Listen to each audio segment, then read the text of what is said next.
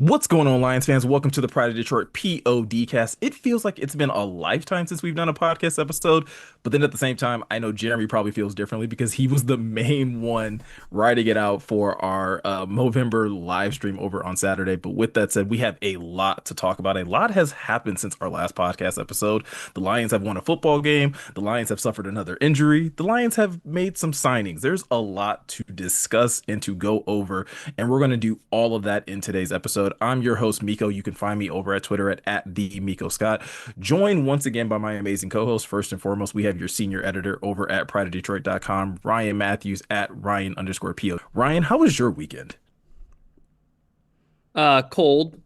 There was snow, but just got to celebrate a Lions victory for a long time. You know what I mean? Like I feel like it's been quite a while since Thursday, and I've just kind of been hmm riding that high, you know? I was gonna say celebrating a Lions victory, celebrating a Bears loss. Like it's a number of good things happened. The Chiefs continue to just kind of fade away, and people are starting to question if the dynasty is over. There are a lot of things that probably shouldn't make me as happy as I am, but I'm happy nonetheless. Also joining us today, we have again your editor in chief over at prideofdetroit.com, Jeremy Reisman at Detroit Online. Jeremy, you're looking very well rested, shaved lip. So again, November is over, so now we can go back to our, normal scheduled program in terms of how you maintain your face, I guess. That's right. In case the audio listeners need the update on what my upper lip looks like. Yes. Yeah, no, it was a good weekend though. Obviously, we raised over $32,000 for the University of Michigan Rogel Cancer Center, and then Sunday.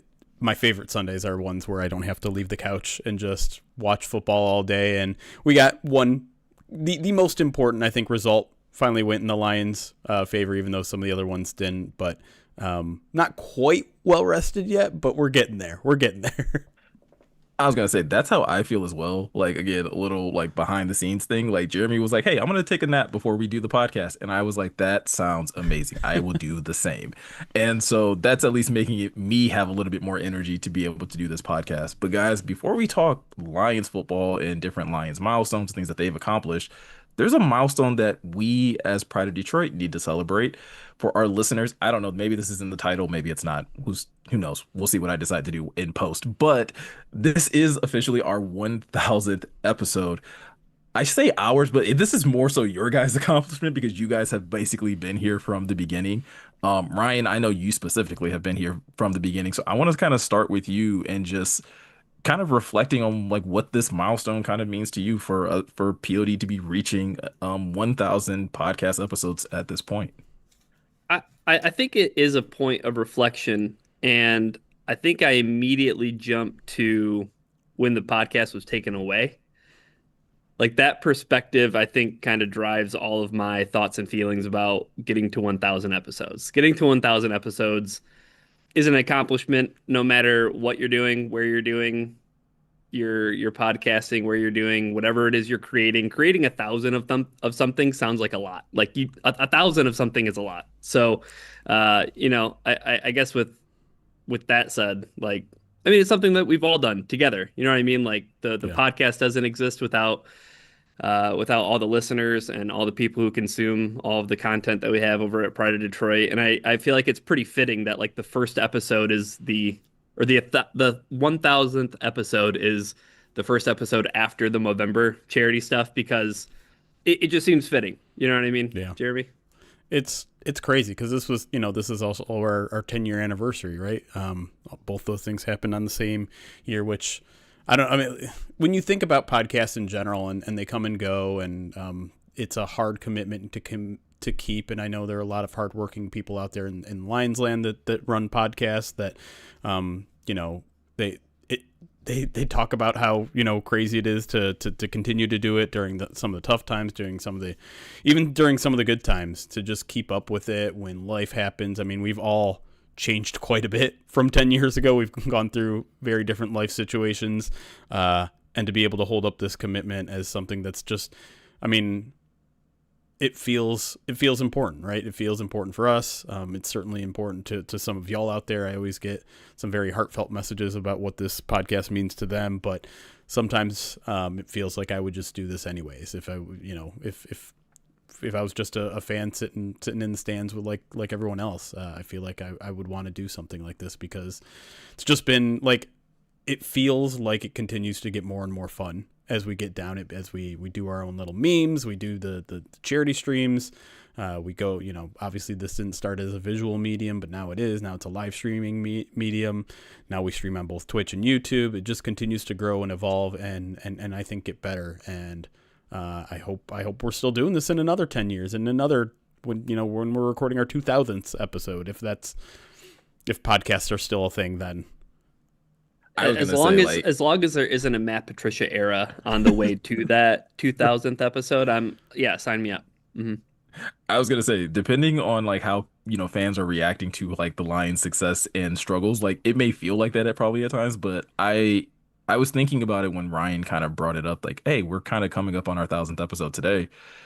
I was really trying to reflect on like how I first came across your guys' podcast, and like I'm about 99% sure I found you guys on YouTube before I ever found you guys as a podcast, because I was not a podcast listener. I was more so like a YouTube consumer. And it was easily probably like the best thing that I had ever done. And I'm pretty sure it was either at the beginning of the Patricia era or like near the end of the Caldwell era going into the Patricia era.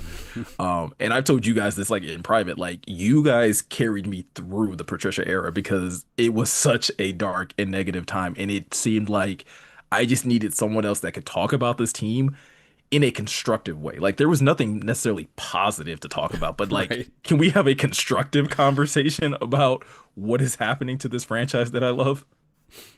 Yeah, I mean, it's a meme at this point, but it rings true. It's like a lot of people, listen to podcasts instead of going to therapy. I feel like I do this podcast sometimes instead of going to therapy, but I actually also go to therapy. So mental health is important. Let me be clear. Ask POD, not a doctor. Exactly. But no, I think I speak for our listeners as a whole, as someone who started as a listener and is now privileged to kind of, co-host this podcast with you guys. I think you guys have done an amazing job over the previous 1000 episodes. You two, as well as Chris, who kind of helped springboard this and bring it to the audience. I think you guys have made us better Lions fans and have made it's so much more fun to follow this team because it's something to really look forward to each and every week. Not just with YouTube, but also with just what Pride of Detroit has done as a whole, as a website with all the different staff members. Like it's truly been awesome just to be able to do this with you guys. Oh man. Cheers to that. Yeah. Cosign.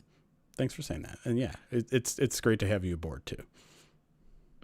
All right. Well, with that said, with all the touchy-feely things out of the way, let's get to like football. Let's talk about the excitement that happened last week.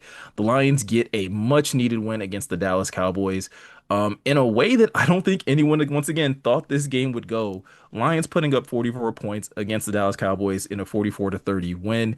Jeremy, I'm going to just start with you. What is some of your biggest takeaways from that game last week, and how do you kind of see it impacting the Lions, direction going forward? Yeah, I think the Lions have been searching for a way, like their identity in terms of like how do we win games? And early in the season, it felt like they could win it in multiple ways. They could win it in shootouts. They could win a defensive battle. They could do a lot of those things, but it felt like recently just all the parts weren't clicking together. And to me, the blueprint that they found out on Thursday, and granted it's not going to work with every opponent, is we can still put up a lot of points. And I think now they've done it in 2 straight weeks, because I do think the offense was very promising in that Packers game, even though they lost it, because that was a defense that had given them in a lot of trouble. And you put up 27 in that game.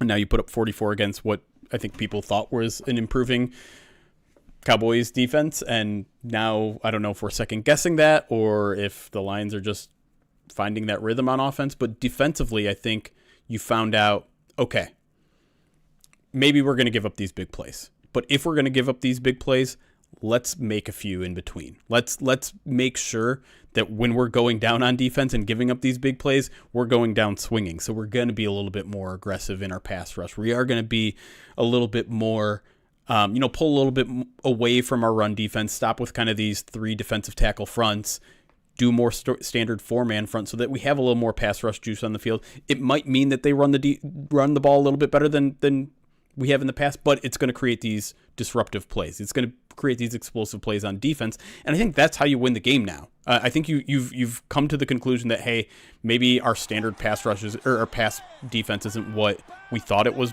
what it could be. So let's just try to steal some possessions. Let's get a sack, get off the field, get an interception or two due to some pressure, get the ball to the offense, and then the offense will do the rest. And so I feel like the offense playing it the way it is right now, which is very, very promising, especially given some of the injuries they've had over on that side of the ball. If they just get an extra possession or two, they're going to be able to hang with anybody and potentially beat anybody. And obviously, big test coming this week, but I'm feeling very good about their identity switch on defense and what it could mean for the rest of the season. Yeah, I think to piggyback off that, that was one of my big takeaways was just if the Lions can make impact splash plays on defense, then it will help what is the best part of their football team still. For the past 3 years running, it's been the Lions' best offense is their offense, and keeping their offense on the field is their best defense. You have the safety that gets turned into a non-safety because of nonsense. That is a play in and of itself, right? Like to your point, Jeremy, a sack, right? A sack that puts them on the 1 inch line and they have to punt the ball and the Lions get favorable field position out of that. It's the interceptions and it's the fumble recovery, yes. But to take it a step further, like special teams, right? Having a guy like Tom Kennedy who can get you into great field position to start a drive, or even the one punt return that he had for 21 yards, right? That helps put the offense in a spot where it only takes, one set of first down to get into field goal range, especially with a kicker like Jake Bates, or you end up scoring a touchdown. And I think that for the Lions, maybe at a more macro level, Meko, it's the complementary football. And that's what this team has been striving to do. It just hasn't worked out much on a big picture level. I think in the past few weeks, I think you've had the offense playing really well, but then the defense is playing so bad that the offense is playing catch up, or the offense is playing so bad, but the defense is playing great, like in the Philadelphia game, right? And it's like, you just can't get these things to line up. You had a team that was as hot as sin in the Dallas Cowboys. They come into Detroit and you do play complementary football. You do get the turnovers on defense. You do score the points on offense. You do have special teams make a difference. And at the end of the day, that's why you get a 44-30 win and the Lions season is saved again. I think I like that you bring up the complementary football part of it, because that is something that we've heard preached all season. And I can say from looking at this game and the way that you just framed that, it does change my perspective on what complementary football should look like. I think for a lot of us, we always think of complementary football as like, well, the defense has to play at an equally high level as the offense, as well as special teams, and that is complementary football. When in actuality, it's a maybe more so a byproduct of the effort or the splash plays that you're talking about. Hey, the defense needs to get a couple of big time plays, whether that's sacks, fumbles, TFLs, something like that, interceptions. And the offense has to be able to capitalize on big moments as well. The special teams unit needs to get a couple of big returns or a couple of big stops here or there. And that in itself, Jeremy, is maybe the complementary football that Dan Campbell has been searching for. And we finally kind of got to see it all coincide in this Cowboys win. Yeah. And I also want to give the defense a little bit more credit, because I think we lose sight of what happened in that first half because of what happened in the second half, right? You give up 21 points, I think, in the second half after holding them out of the end zone entirely in the first half. And that included 9 points in the first half, yeah. Right. And that's just, I think they only had 1 turnover in that first half. So a lot of that was just good defense. It was good red zone defense. It was good, it was good your side of the field defense, where you weren't letting, again, one of the hottest offenses in football too. Like, forget about all the defensive improvements that we were talking about with Dallas. That's a really, really good offensive football team, and they have really good receivers. And obviously, yeah, they lost CeeDee Lamb halfway through that game, and maybe it plays out entirely differently if he doesn't suffer a concussion. But either way, I thought they battled pretty darn well throughout the entire game. Obviously, it slipped a little bit there at the end, and there are still the big play concerns, and there's still concerns about the way the corners are playing right now. I'm hoping DJ Reed turned things around. I think he's fully capable of turning things around. Just been a rough go of it since he came back from the hamstring injury, but there's a reason why there's a ramp up period for a lot of these players. It's because when they miss 2 months, they're a little cold, and we'll see what next. I keep alluding to next week because I have a fair amount of anxiety about facing the Rams here, but that does. I don't want to get too far ahead, but that feels like if we win it, it's huge. If we don't, we're where we kind of expect to be anyway. So, I think the secondary issues still are a relative big concern, but I think, to maybe dive into a little bit more deep, I think you have to come out at least somewhat hopeful about the pass rushing issues that have been plaguing this team for a couple months. Obviously, Al-Qadin Muhammad had a big game, but I think more than anything else, it's the philosophical change, right? And that's something that Aiden Hutchinson alluded to in the locker room after the game, where they're just like, hey, we're going to pass rush just maybe a little bit more haphazardly. Like we're just going to go out there and pin our ears back a little bit and just see if we can rattle Dak a little bit. Maybe that means overrunning a run play once or twice in the game and just dealing with that. Because listen, we can give up a 15-yard run play. It's not the end of the world. But if we keep giving up 30-yard passing plays, that's quite literally twice as worse. So I do like that idea of just maybe we don't have to just be this crush the can, slow pass rush defense anymore. Maybe we have the horses to go out there and just rattle a quarterback right away. And if he scrambles or we call a pass rush on a run play, so be it. But we need to stop the bleeding. We need to put out the fires. Like, if you're going to be the firefighters of the team, put out some fires. Yeah, and Ryan, I think that's a good mindset to have, at least for the next 2 weeks. When you talk about having the Rams this week and you talk about having the Steelers next week, you are getting two less mobile quarterbacks in these next 2 weeks, where the defensive line specifically should be able to adopt that mindset a little bit easier and have a little bit more success, especially when you look at, we're going to probably talk about here in a minute, the loss of Brian Branch and the question mark that still hangs over how much usage, if any, that you'll get out of Kirby Joseph the rest of this season. Yeah.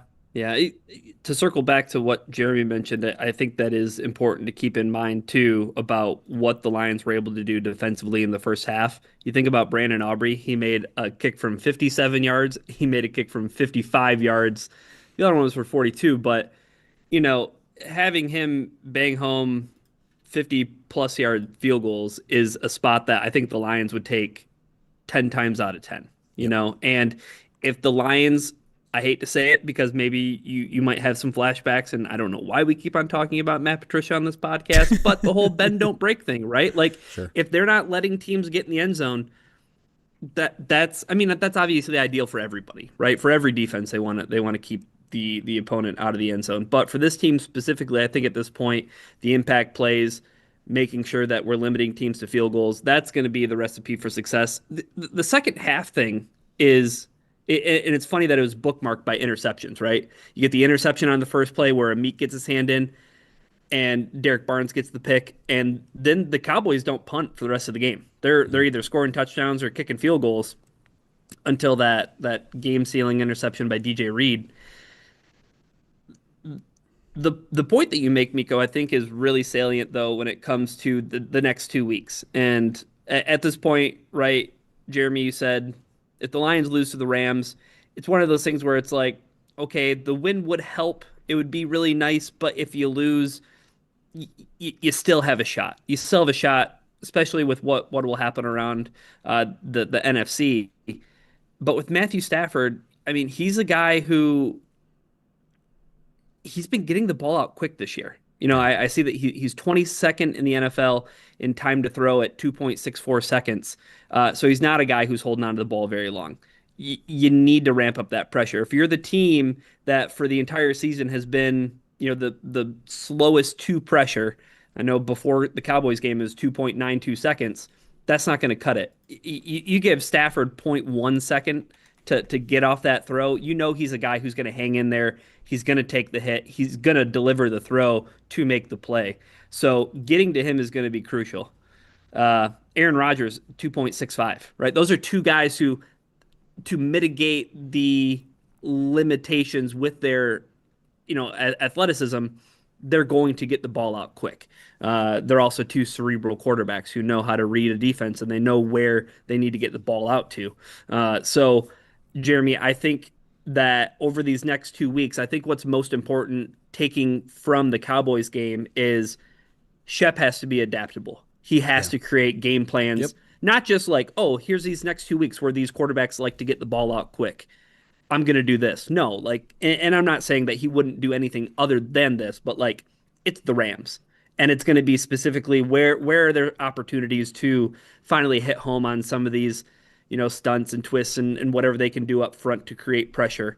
And then, with the Steelers 2 weeks from now, what can we do to get to Aaron Rodgers and affect him and how can we do that? But I think what gives you promise going into these next 2 weeks is that, well, hey, this feels like the Shep that we've come to know over the course of the season, where it's like, try something new Yeah. and see if it works. Be more adaptable for sure. And I'm happy to Yeah. report that the Lions are now down to 2.88 seconds, which is 31st in the league. You know who's Behind the 30 Bears? Behind the Chicago Bears, who are the Yeah. worst at creating quick pressure. We'll talk plenty about the Bears, I think, in the second segment. But yeah, no, I think it's something that is definitely, and we talked about it either on the marathon stream or on the PODD stream. It's one thing where I do like Kelvin Shepherd a little bit more than Aaron Glenn. Aaron Glenn seemed pretty stubborn in his ways about everything defensively. Kelvin Shepherd has shown a pretty good amount this year that he's willing to adapt and change, and things that felt fundamental to what this defense does is a little bit more negotiable, and I like that. And it hasn't always worked, right? Like we've seen bad game plans, we've seen good game plans. He's a first-time defensive coordinator, of course that's going to happen. Green Bay week 1. Yeah, right. I mean, listen, this team has gotten out coached on a couple of occasions. There's no doubting it, but Thursday was certainly a step in the right direction, and one that makes me hopeful that, down the stretch here, maybe they've found more of an identity that works for them. I think, I think this is where we can probably talk about the Brian Branch impact, because I think this is where Kelvin Shepherd is really going to have to step up to the plate and figure out what he's going to do with the rest of this defense. Like, yes, you still have two starter caliber corners on the outside. You still have a very impactful defensive line that we saw really kind of get after the quarterback last week. You still have all your linebackers. But what those two guys do, specifically talking about Kirby Joseph and Brian Branch, is really hard to replicate with other players. So, Jeremy, like, how do you see Shep kind of changing things? We kind of talked about it before. Like, do we think that Shep will continue to run this single house high safety look? Can he still run the same type of like back end coverage that he typically does if he has no BV or no Kirby?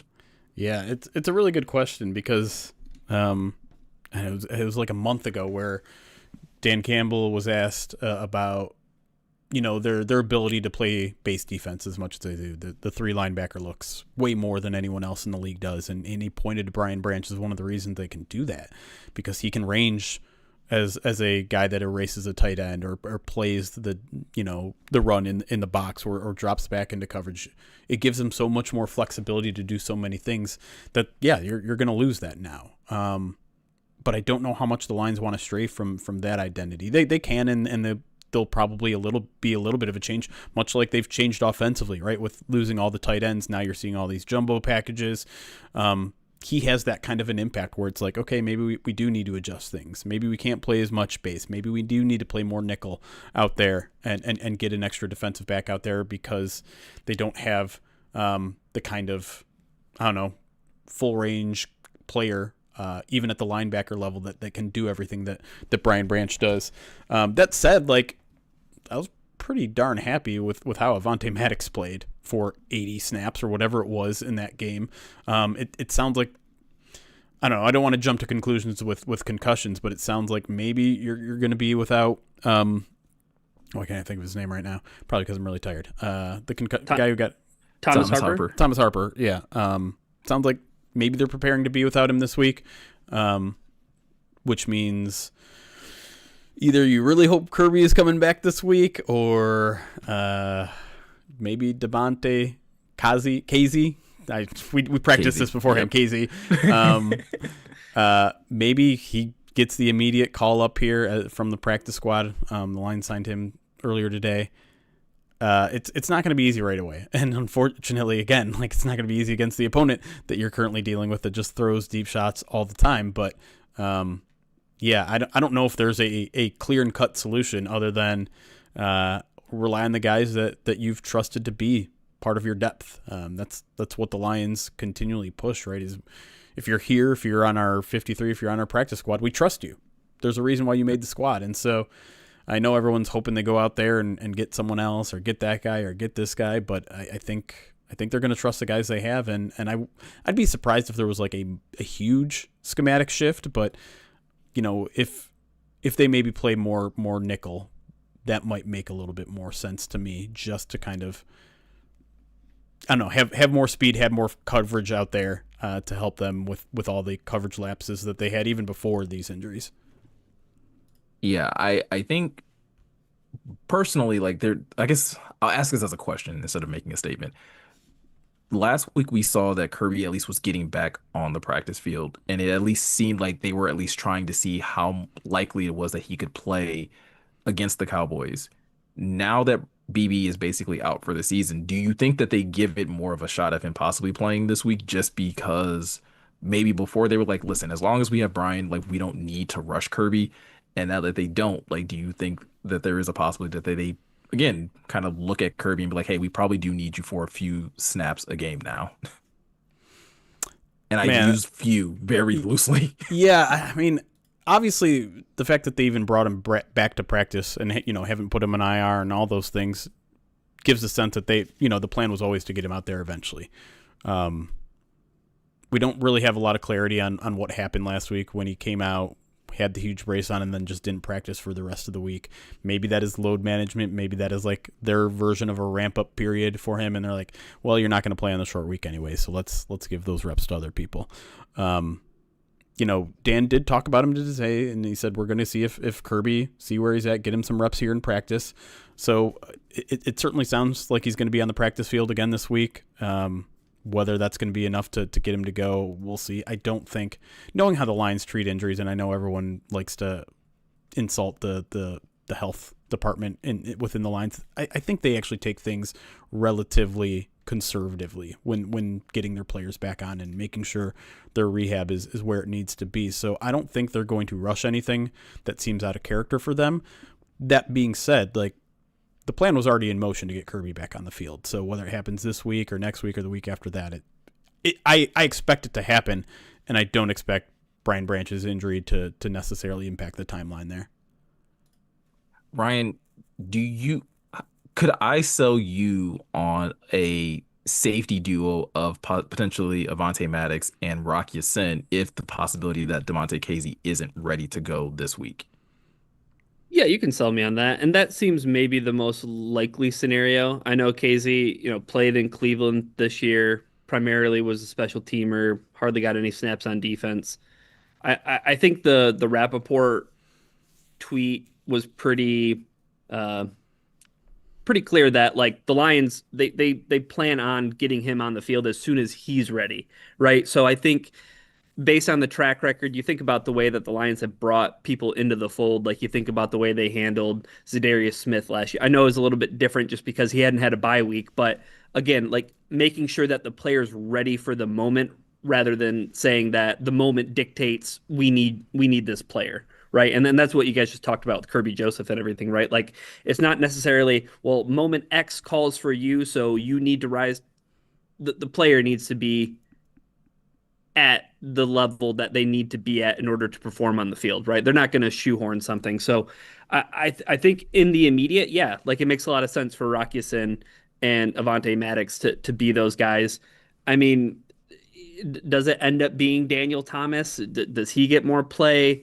I know Nick Whiteside, I know more of a cornerback, but there's maybe some maneuverability there. I get it, Jeremy. Like maybe you want to play more nickel. You have to maybe be again to hopefully Kelvin Shepherd's credit a little bit more malleable and say, I know our identity is three linebackers on the field, and we love having those three linebackers on the field, but maybe it might have to shift a little bit, and maybe you might need to do some things to buoy up the coverage, so to speak. Yeah.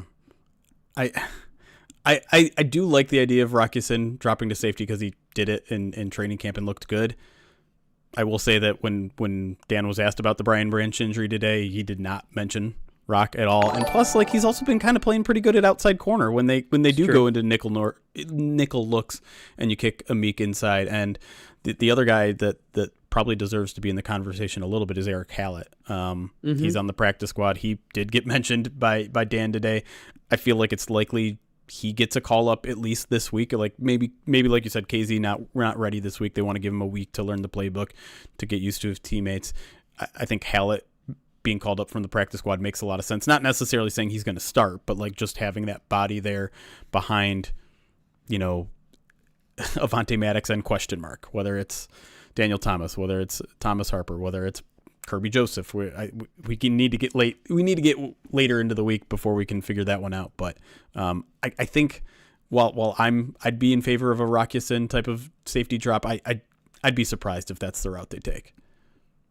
Yeah, and I think that's very fair. I do wonder from your perspective, guys, like who do you think at least fills in for BB in terms of just responsibilities? Like there's not another Brian Branch on the team, right? Like there's no one else that's truly capable of playing at the same level that BB was, but the Lions do like to use him as a blitzer. They do like to use him as a good matchup for slot guys or for tight end guys. Do we see that responsibility shift more over to Amik Robertson, or is there someone else potentially on the roster or on the practice squad, Jeremy, that maybe takes on that responsibility first? Or do they scrap that all together and just be like, hey, we're not going to be able to do that anymore? Yeah, I mean, it's probably a little bit of both. It's probably like it's replacement by committee. We have to change our identity a little bit. I still think Avonte Maddox is probably the closest 1-to-1. I mean, the way he played the run on Thursday was really, really impressive to me. And he has nickel experience, he has safety experience, he knows all the positions, so it's as close as you're going to get.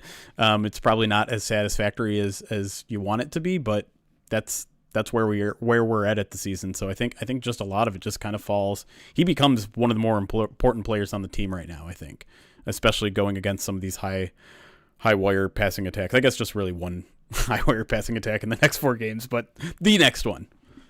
Yeah, the other thing too, looking at KZ and came into the league as a cornerback, but on the smaller side, not super athletic. Like you look at his RAS score, and maybe this is one where Brad Holmes can break out his height, weight, time in the cross. Like, we signed DeMonte KZ, so look at us. We don't care about any of that stuff. But he's more of the deep safety, and he's more of the instincts guy. And you don't get to 7 interceptions in a season, albeit that was in his sophomore season back in 2018. But you look at his snaps per PFF, and it's primarily he's playing free safety. They tried out some of the slot stuff, played a little bit of it, but primarily he's been like the last line, a defense kind of guy. So maybe big picture things, if you can't count on Kirby Joseph being back, Meko, maybe it looks like Avonte Maddox more in that Brian Branch role, KZ more of the center fielder playing Kirby Joseph's role. Yeah, and I think that's even probably, I mean, again, we don't want to speculate about injuries per se, but I think even the signing of KZ is probably a good indicator that Thomas Harper probably isn't likely to be ready this week. So again, someone else that could play that free safety role, if they need to call somebody up this week and be ready to at least play that center fielder. So that's a really good point. There's a lot of other things that we kind of get to, but I think we should probably just get to that in the second segment. So with that said, let's talk about Righteous Felon Craft Jerky, because yes, I think that's exactly that everyone needs at this point, to take a nice little break from the podcast, be able to get some food into your system. The Pride of Detroit podcast is brought to you by Righteous Felon Craft Jerky. It's the jerky that fuels the Pride of Detroit POD cast. Each 2-ounce bag of jerky has 16 to 20 grams of protein, and each stick has 8 grams. Trust me, if it's good enough for the Lions, it's going to be good enough for you too. Righteous Felon is based in West Chester, Pennsylvania. They use locally sourced all-natural Black Angus beef and prides itself on superior quality, revolutionary branding, and unique flavors that go beyond the stereotypical jerky offering. I have not been able to escape Righteous Felon on my social media platforms. Like everywhere that I have been, it's just been like Christmas promo after Christmas promo after Christmas promo. So if you have not finished doing your Christmas shopping and you're looking for like a really good gift to maybe give your husband, your boyfriend, maybe your girlfriend, maybe she's really into jerky, Righteous Felon Craft Jerky is a perfect gift with all of their amazing flavors. Truffalo Bill, Marilyn Monroe. There are so many different diverse things that you can get. And like we talked about, they have the bags of jerky, they have the meat sticks. All of them are great options as a gift or just as just something to have like a nice, healthy snack on standby. So you can easily get access to all of that by going over to righteousfelon.com. Use the promo code POD15 at checkout to get 15% off your order. Again, that's promo code POD15 at righteousfelon.com. When we come back, we are once again going to take a survey or take a look at the rest of the NFC landscape. The Bears suffered a loss. What does that actually mean for the Lions and their chances of making it to the postseason? We're going to talk about that and a whole lot more right after this.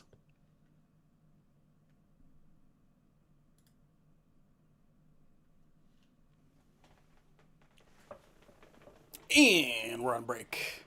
Man, chat brutal with the transition grades. I think tired. Yes, we're all dragging a little bit this Monday, which is unfortunate because like that this kind of should have been like our most relaxed weekend. We get the mini bye, and of course I choose to spend my mini bye doing a 16-hour stream. Because I'm clearly a masochist, if you haven't found out by now. But you're a charitable man. That's who you are. Stop it. I meant to ask, how did Eric get roped into basically doing the whole 16-hour stream? I don't know. Like, I kept throwing it out to you guys. Like, hey, if you want to sign up, so I know when to expect you, sign up. And Meko was the only one who did it. And then Eric's like, when do you want me? I'm like, I want help all the time. Like, I don't want to sit up there by myself and talk for 16 hours. Being by yourself is a lot. It's hard. And I understand, like, we had like 14 guests in the first 6 hours, so it wasn't ever going to be like super, super quiet. And I know I tend to ask most of the questions because I'm deathly afraid of silence, but no, it certainly helped. And Eric was great. You both were great too, to be clear. Like, very much appreciated you jumping in when I needed you to. Yeah. That's where I kind of viewed our roles being like, where's the blank space in the schedule where there are no guests? Like, let me be on during that, you know? Yeah, fair. So I did want to read, Meko, I don't know if you saw. So Dank Ample is Dan Campbell, right? Is that the play? Dank Ample. Okay. Yes. It took me until like 2 weeks ago to figure that one out. Yeah. He's been in our chat for, I don't know, forever. Right. The comment whenever they were talking about your Righteous Felon read, and they say, good gift for parole officer. She loved it. That's awesome. So maybe we can add that to like the list of people who you can gift Righteous Felon Craft Jerky. It doesn't discriminate based on gender, ethnicity, job profession. occupation. It's a gift for all occasions. Some very interesting news just hit the wire. Glover Quinn is signing with the Detroit Lions. No. You thought Frank Ragnow coming out of retirement was interesting. Oh, I saw this one. Sources to me and Rap Sheet. This is from Mike Garafolo. The Colts are planning to bring in Phillip Rivers for a visit tomorrow. No, yes. Actually, okay, yes. Never mind. That was not the one I saw. Yeah, let's go. The one I saw was JPP, which I was like, did see Jason Pierre-Paul. I was like, did he retire? This is a real tweet. This is the real Mike Garafolo. Out of action since 2020. Imagine Phillip Rivers comes back to the Colts, and they have two NFC contenders, right, in the next 2 weeks. Yeah. The Lions get saved by Phillip Rivers. Listen, someone in the Colts organization saw that Minnesota game and they're like, the hell, we are not getting Mac Bosworth next week. Like, They have the Seahawks and the 49ers the next 2 weeks. just take the L. Like, they could still make the postseason, right? He's sick of his 45 kids. Now, as California Lions brings up, like Rivers saw that tuition bill hit, and he said, "Whoa, this is more expensive than I thought it was going to be." Today is his 44th birthday. There's no way in hell. Dude, wow, that's something. I think The Anthony Colts- Richardson's hurt, right? I was gonna say he was on IR because remember, didn't he have the freak injury with the exercise band where he like hit himself in the face? I don't know Yeah, it if was like an that's eye why. injury, I don't isn't know it? if that's why he ended up on IR, but he definitely. Oh yeah, no, it's the same injury. I'm reading it right now. It's from when he hit himself in the face with the exercise band. Hey man, we saw it happen on Hard Knocks with the Lions, right? Yes. Who was that? It was Oh, some who running was it? back. Somebody- Craig. Was it Craig? Yeah. It might have No, been- it was Jamar Jefferson. Was it? I think it was Jamar Jefferson. Yeah. Yeah. Oh jeez. Yes, But it wasn't. Oh yeah, he- we did get a list cast, by the way, guys. Orbital I did see that. fracture. Orbital fracture for Anthony Richardson. wild. And that's why they're having to turn to 44-year-old Phillip Rivers to try to save their magical season. Like, there is part of me that feels really, really bad for the Colts. Oh yeah, like you guys were having a magical I feel bad for Daniel Jones. Like you were having a true resurgence. Yeah. And I mean, it was probably going to come crashing down in the next 2 weeks anyways between Seahawks and 49ers, but you felt so much better about their chances. I we were talking about the Colts in the media room, and I was like, all right, who are the Colts gonna pull out of retirement? And I was like, oh, Ryan Fitzpatrick. Justin Rogers may have said Phillip Rivers. And now I see Corey saying you did this, Justin Rogers, on Twitter. Like, I need to catch up with him and see if I'm trying to remember who he said, because he said someone ridiculous, and I think if it was Phillip Rivers, that man is a witch. Well, it could have been Phillip Rivers. It could have been Matt Ryan, right? Both guys who played at the tail end. Is Matt Ryan's got to be? I mean, he's younger than Phillip Rivers, but he's 40. Why not call him if that doesn't work? Listen, just do like a backdoor deal and try and find a way for the Giants to cut Russell Wilson. Like, it's an option. It's got to be equally as bad as getting Phillip Rivers at this I would point. rather have Phillip Rivers. I'd rather have 5 years Phillip cold. Rivers. Yeah. It's just fine. Like the football I've seen Russell Wilson play this year has been astronomically bad. Like, Has he played his way out of the Hall of Fame? that's If he was ever in? it's an interesting conversation to have. I don't know. Now I'm always. I want to jump to Pro Football Reference immediately and do a comparison between him and Eli Manning because it feels like those two guys propped up by their defense. I wonder what the numbers look like. I think by Phillip Rivers is also a very interesting case of like no team success, but like was always kind of in the conversation right below Manning and Brady. It was like Manning, Brady, Phillip Rivers. Yeah, he was always at like I'm the just top of that second tier. Maybe of this is why he wants to come Yeah. back. Like he comes back and leads the Colts to a Super Bowl, then he's a shoo-in. quarterback. Oh man. Oh, he's coming back for a resume builder for the Hall of Fame. Okay. All right. I don't think I don't, Hendon Hooker's so on a team have right you guys now. ever seen Carolina Panthers practice squad? No, they cut him recently. They cut him? They cut him. Cut who? Hendon Hooker. Oh.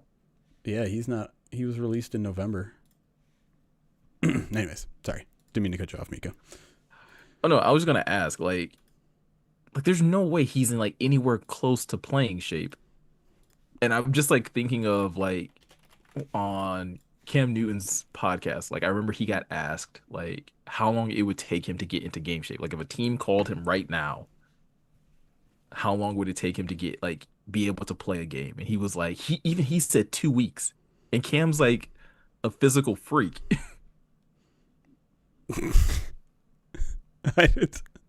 This is There's no way. I just to be clear, this is just like I think this is just it's a workout. There's no way it happens. There's no way it happens, right?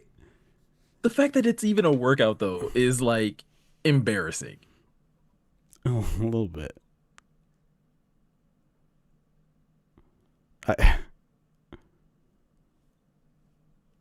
Yeah, I don't. Oh, man, I don't know. Hey, Godspeed. Good luck. I don't know. Is there a worse quarterback that they could have said that was coming out of retirement that you'd have been like, oh my, like Eli. Eli would have been worse.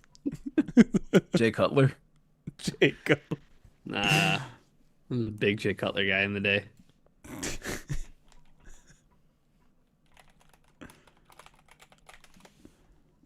Mark Sanchez. Too soon? Too soon? Yeah, you really. When's took his a- next you court took- date? As long as the season's over before then. I was gonna say you really took a stab with that one. Okay. All right. What? All right. Terry Bradshaw coming out of retirement from the Fox. He's still sharp. God. Oh, chat.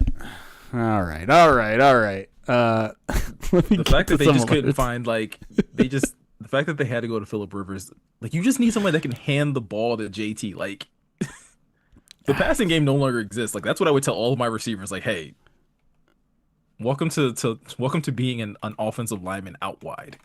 Yeah. Did Shane Steichen work with Phillip Rivers? He did. Okay, so this makes a little bit more sense. Oh, Tom Brady. Why didn't Tom just like volunteer? Did you read any of that report about his role in Vegas and how underwhelming it's been? And yeah. Yeah. I mean, Talk about a team that thought they hit gold when they got Geno, and then it's just like, nope.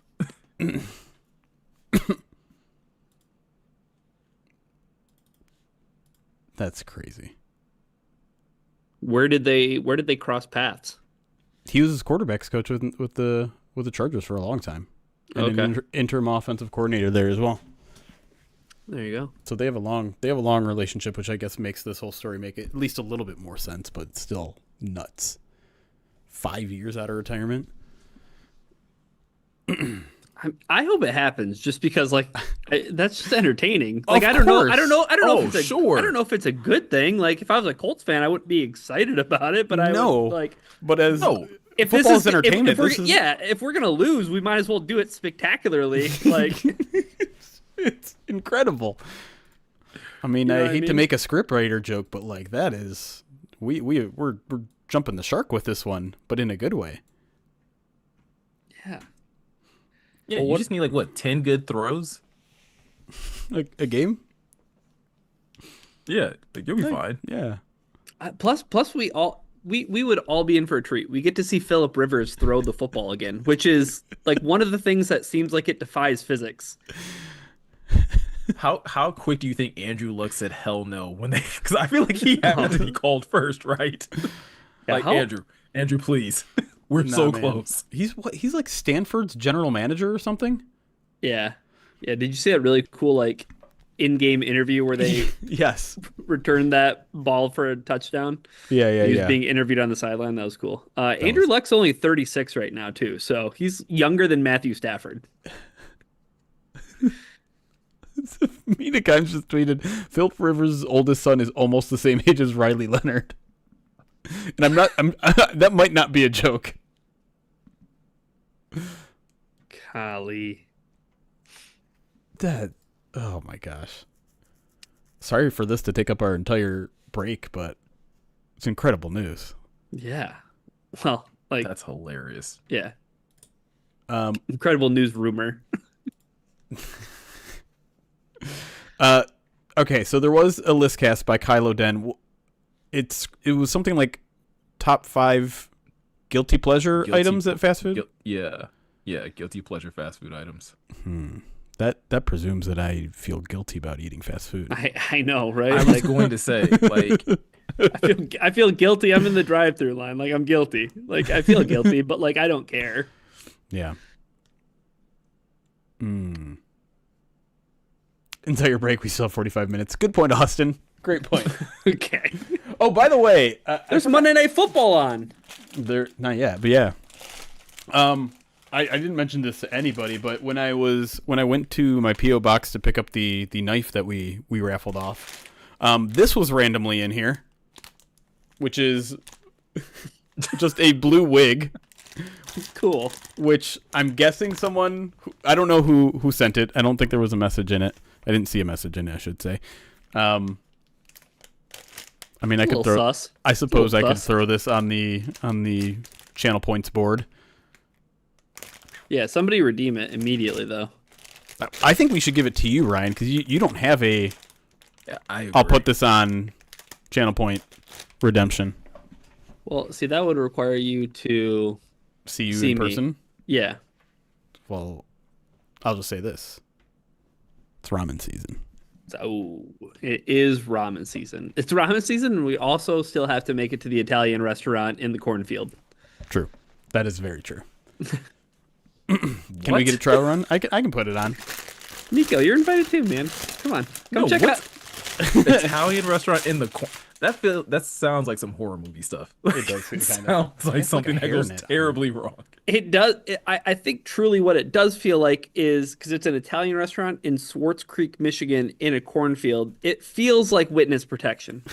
It feels like somebody from the mafia got put in witness protection and they opened up a restaurant at the corner of a cornfield. Yeah. Yeah, it just feels like something that looks ridiculous and it should absolutely go to Ryan. Will you put it on now that it's been on my head? Oh, there's a little like bald spot there. Not bad. I don't like it at all. You look like little Annie.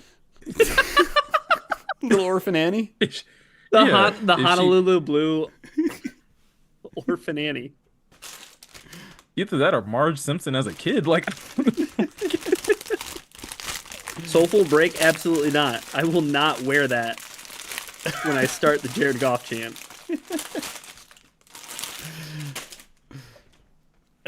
Puzzle.com The Warehouse. Did someone wear a wig in that one? Chat found one of my old sketches and we watched it on stream. I don't know if you guys were watching that deep into the marathon stream. Mm-mm. I had heard that they found it. I don't think I was watching when they did find it. Yeah. Oh, you're just making reference because it's a fro. And I had a pretty big fro in the sketch. Mm. Thankfully, they haven't found the other ones that are out there under a different YouTube account. Nice. Which those might remain hidden forever. Like I haven't shown anybody on staff. I don't think. I'd probably show you guys if you ever wanted to see it. Jeremy was quicker to admit that he was a moderator for a Family Guy forum than to show us these videos. So that's saying something. Has that ever been public knowledge on the PODcast? Dude, 1,000 episodes, it had to have come up at some point during a break. Good old high school. Karen bringing up a point. Phillip Rivers has a grandchild. Does he really? He's a grandfather. Was he the first ever grandfather in the NFL? That's a great question.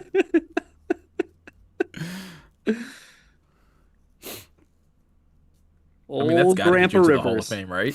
Exactly. Old Grandpa Rivers. Trevor. Hang Lois.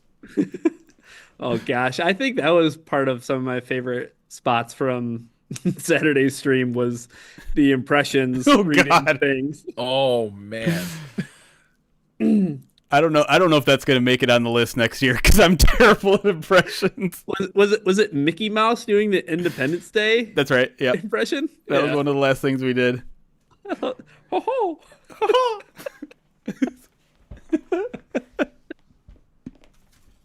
Oh man. I'm having a hard time thinking of guilty pleasures because I don't think there's anything that I've eaten on a fast food menu that I'm like, I probably shouldn't, but I'm going to anyway.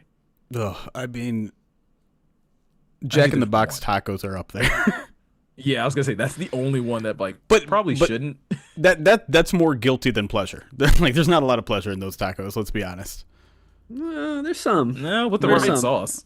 With the right sauce, you With the right slice, size, and temperature of that piece of cheese, hmm it is a it is a guilty pleasure.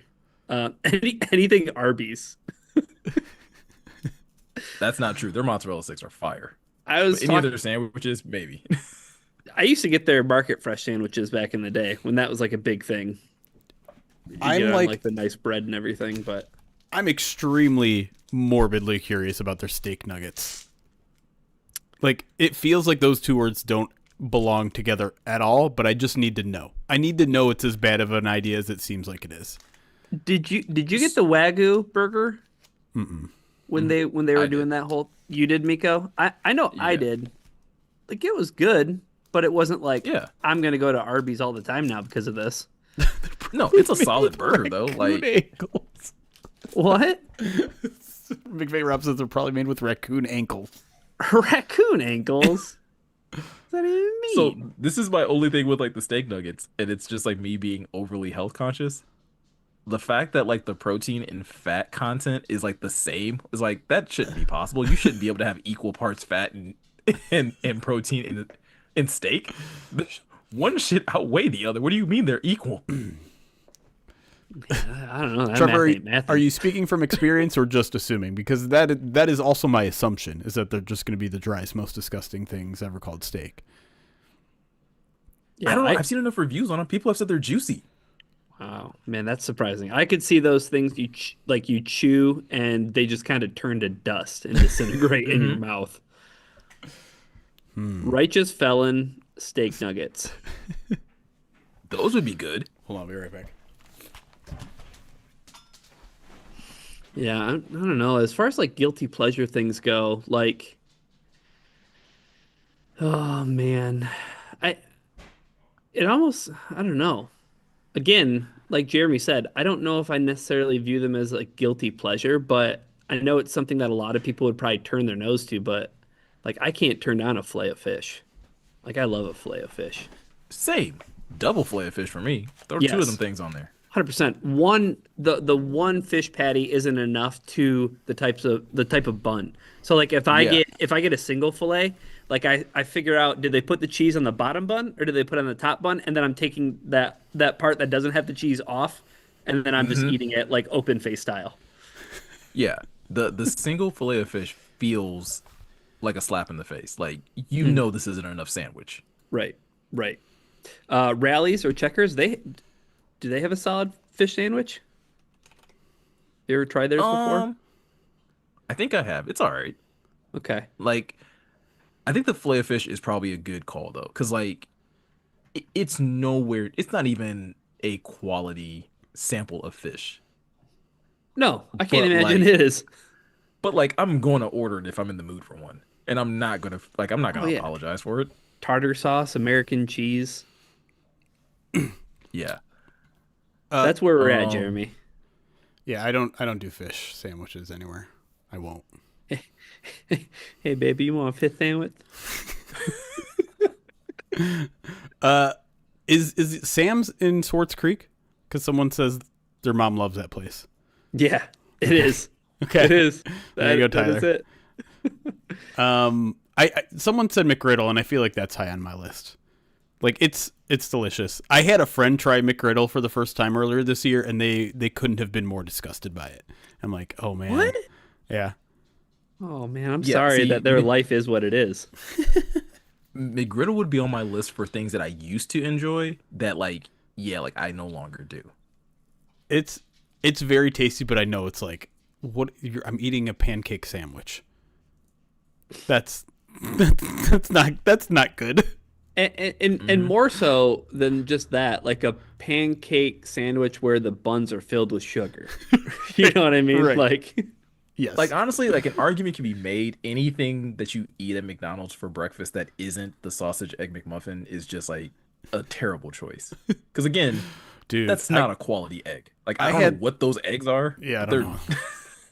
I had the one day they have like a steak bagel sandwich, and I it was got it. It was terrible. so bad. It So was bad. terrible. Oh my I feel like I gosh. did my ancestors wrong by eating a bagel that was in that had that in it. Actually, all right, that's one that's on my list though. Actually, the steak, egg, and cheese bagel, Oh no. like That's it's the saltiest thing that you could probably ever eat. Like you can literally feel yourself getting high blood pressure from eating it, Mm-mm. but I do enjoy it. Mm-mm. It also had like a gross sauce on it. I don't know what sauce it was, but I did not enjoy whatever Yeah, sauce that was I on. don't either. I also don't like I think for the most part, I don't really care for like a bagel breakfast sandwich. Like in the sense where it's like it's almost like a hamburger instead, right? Where they use both sides of Hmm. it. Like if Yeah. I'm eating a bagel thing, like I want it to be like open face, right? Like Okay. lox, right? Like I Sure. like that is more my or like I'm eating it with a fork and a knife, like just biting into that much bagel at once. It's a lot of. I do love bagels Have though. you ever I had a can do. bagel Oh, I sandwich from love like bagels. Einstein's? Yeah. I think it's They're also the quality Yeah. difference okay. between a For McDonald's sure. bagel, like a plain McDonald's Yeah. bagel feels like Terrible. it was created in a lab Yeah. rather Sure. than created in like a factory for food. I'll also say I'm gonna throw this on my list. The French toast sticks at Burger King. I probably Mm. shouldn't enjoy those as much as I do, but they're fantastic. I don't know if I ever had them. Are they better than Cine Minis? Impossible. Ooh. I'm gonna say yes. For me, yes. Like Wow. Oh, I love me some Cine Minis. Okay, so as Kylo Den mentions the grill and chill. If What's that? if DQ. So like Oh. the grill and chill is where they have like the restaurant, like you can go in and sit inside. Yeah. oh, My guilty pleasure. This might be at number one. My guilty pleasure is the chicken strip box, but I get it with the gravy. Oh And the gravy is god. this like gray, nondescript. that's that Oh Sorry, sounds boy. terrible. That sorry. is definitely Excuse. number one. I didn't You even know know they what? had gravy. First of all, what are they serving gravy to? Like with? Dude, the chicken strip box at Dairy Queen is an adventure in and of itself. Like, let's unpack it, right? You get your box, right? I really do enjoy the breading on the chicken strips. They're solid. But then you dig in that box and you find a bunch of just fun stuff. One, the gravy, right? And it comes in this little styrofoam container. So it Because normally comes with gravy? that's like it's like that's its thing. That's DQ's appeal for getting the chicken strips at DQ is like No. gravy. Yeah. Gravy. Um, Dank Apple, yes. The gravy could be 10-day-old fryer oil. It very could. Pick from house-made Hidden Valley Ranch, country gravy, barbecue, honey mustard, buffalo, zesty queso, or ketchup. You lost me at ranch. Ranch should not be in gravy. No, it's not No. in Pick gravy. from. Like those are the options to Oh, choose from. okay. Which is Yes. also, ooh, how is something... Miko's soul left his body. He was like, "Oh, those things are in the gravy? Like, did a child make this?" Oh, but the term house-made Hidden Valley Ranch, that doesn't make sense. Well, One is Hidden Valley, no, one they is bring- house-made. It can't they- be both. They bring people in. They're Hidden Valley people. They bring them in. Hidden Valley they employees are in the kitchen of Yeah. every DQ. I don't know, man. Those are the rules. You know, I don't make the rules. I'm just telling you. But the other thing that's in that box, Miko, you get Texas toast in that box Oh, too. you do get Texas toast. See, Texas toast with chicken strips is probably one of the greatest pairings ever. So think about a world, Miko, where you can take said chicken strips, put them, on in between piece of Texas toast, give it a little dunk in the gravy. Now we're talking guilty pleasure. Now we're talking the You should definitely feel true- guilty. I don't Yeah. know about the pleasure. That does not. Oh, pleasure comes with it, my friend. Pleasure By the comes way, with it. a 4-piece basket, not including the drink, is 1,020 calories. It's a gravy, There's, baby. yeah. Hell, man. If I'm going to dunk chicken into gravy, I'm absolutely going to Jollibee's. Like That gravy is liquid gold. I don't think I've had that before. I want to ask chat because I'm curious about this. How many people in chat have eaten non-ice cream foods at a Dairy Queen? Dairy Queen has some hidden food. They really do. I don't believe you. You should believe me. And guess what? They close at 9:30. So I have to be done with this podcast by about 8:45 because I'm going to get that box tonight. I want it. I talked about it too much. I feel like it's our obligation to keep you from it. Like, I don't think that's safe. Like, the same way we were trying to keep Jeremy, or the way you guys were trying to keep Jeremy from eating that pickle, we should keep you away from that gravy. Like, there's no way. There's a That's difference. good for you. No, there's a difference. That pickle was sent by a stranger. I wanted to get back on the podcast so bad, or back on the stream while you were eating that, because I was like, that looks horrendous. It was pretty awful. Yeah, I can't wait to. I'm going to share it with you guys. Don't worry. I'll follow me on Twitter. You'll see a picture of the DQ chicken strip box. It seems about 50-50, and then of the people that have eaten it, it's about 50-50 between the ones that are saying it's actually kind of good and it's terrible. So I think about 25% of our audience has eaten and enjoys Dairy Queen. There's literally dozens of us. Where do you guys fall on eating hot dogs from fast food places? No. I am out on hot dogs, period. Like, the only acceptable time to have a hot dog is at a sporting event. I won't even get one in a backyard barbecue. Give me a burger instead. So that might be on my list of guilty pleasures. Like, a Chicago dog from Portillo's. Okay, now that's different. It's more churched up. You know what I mean? Like, that's when you said hot dog, like, am I going to DQ to get a hot dog? No, I'm not getting a hot dog at DQ. But I still think it's just as, like, dangerous. Like, hot dogs in general, to Jeremy's point, is a dangerous food to just be consuming as people. Like, knowing what we know about hot dogs is crazy that we still eat them. Right. Eating them from a chain just feels more dangerous. It does. It does. I'll give you that for sure. I think the other thing about hot dogs is that, to Jeremy's point, like, if I go to a Griffins game, yeah, I'm gonna see how many $2 hot dogs I can eat on a Friday night. Right. Because you're at that perfect price point and food, Yes. and I know I'll eat 3, and that's two. That's one hot dog too many. You know. Yeah. But I would never get a fast food hot dog. Like, I can't call Portillo's fast food. Like, I want to, but I don't know if I can.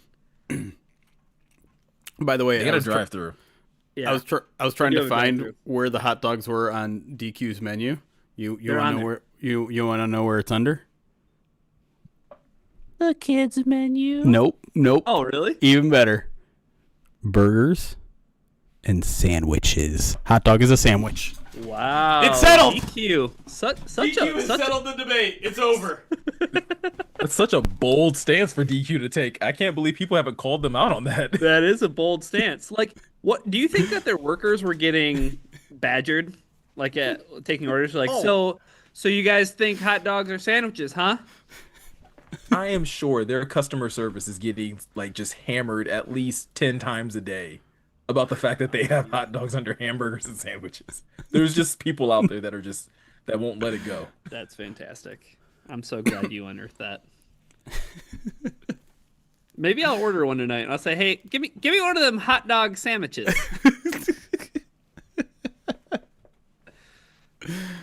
All right, let me get to some alerts, and then I don't know. We could just jump back into the show. We could just continue the stream as we all go to Dairy I still Queen. gotta ask you guys my question because I do want your answer. Okay, But I'll let you do alerts first. Yeah. Papa Steve, thank you for the 4 months subscribed on Twitch. That's 4 months of remembering to use that free Prime sub. Which Yes. might as well throw the reminder out there. Hey, do you have Amazon Prime and you're watching this either from your Twitch or YouTube? Guess what? You can subscribe to us on Twitch for free. You can support the show without costing you a dime. I mean, it costs whatever you already are paying in Amazon Prime, to be clear, but there's no additional cost. All you got to do, log in over on Twitch. If you don't have a Twitch account, it takes 5 minutes to sign up, zero cents to set up. Go into your settings, go to connected accounts or something of that manner on the tabs. Connect your Amazon Prime account. Then you can hit the purple subscribe button, scroll down, do the little use Prime sub option, resub for free. Now, it doesn't automatically renew, so if you've done it before, all you got to do, just do it again, like that. Like Wild Brooks just did, I assume. Sure did. Just like this is what he says. Yeah, exactly like that. But yeah, if you've done it before, just hit the purple subscribe button again, find that little checkbox, and do it again. It's easy. It's easy. And it costs you nothing. That was Pop Steve. Featured, thank you for the 12 months. Full year subscribed, also using that Twitch Prime. Devin, thank you for following us on YouTube. David Fletcher, thank you also for subscribing to us on YouTube. John Johnson, the Rams safety who worked out with the Lions today, or visited the Lions, didn't work out. But I'm guessing this is not the same John Johnson since they've been subscribed for 15 months. But either way, John Johnson, thank you for the 15 months subscribed on Twitch. LJB Ruff, 67 months. 67 months. Subscribe to the channel. Appreciate that. McVeigh Rob, 33 months, says Movember is over, but congrats to POD for all the money raised for cancer research. Hopefully Jeremy's upper lip isn't too cold. We were joking about that before we went on, and in fact, I just went outside, and I was like, oh, I do actually feel the coldness on my upper lip that I don't normally feel. So would you rather feel that coldness on your naked upper lip, or would you rather that awful feeling of when it's super cold outside and your breath is creating the little droplets chunks of ice? Yeah. And ice. Yeah. No. I am happy where I'm at. As much as I actually think the mustache looks good by the end of the month, I'm much more comfortable in my current state. Naked and free. Yeah. We get it. Do I remind anyone else of Andy Samberg?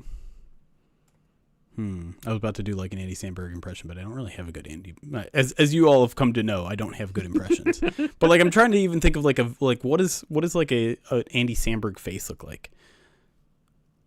What does he make, like silly faces ever? I don't know.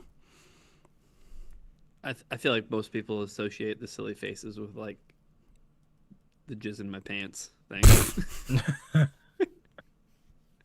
Not going there. I didn't expect to talk about Diddy on this.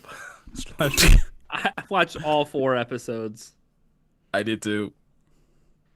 I learned a lot. As someone who listens to a lot of rap and grew up on it and thought I knew a lot about it because I did read about it, or I learned a lot. Mm-hmm. Some things that I don't think I wanted to learn, but I learned a lot. A lot of things I didn't want. I would say a lot of things I didn't want to learn. I just don't understand how that man's being allowed back into society. That's all I'm gonna say. Any more alerts, Jeremy? No, we're good. We're caught up. Do you want to continue to talk about this? Nope. I would have asked my question because that would be a perfect way of getting us off of this topic. Perfect. Yay.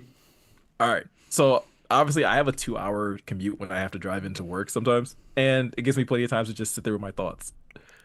And I was thinking about just like how elusive Jameer is, and just like how ridiculous it is. And somehow or another, that thought led to, if POD had to run an Oklahoma drill, how many people do you guys think that you could like essentially get past and score? And then if you had to go onto the defensive side, how many of the staff members do you think you are like actually stopping and getting a tackle on? The challenging part about this question is that I feel like it's inevitable to name names, and I don't want to do that. You don't have to name names. I will name names when I get mine.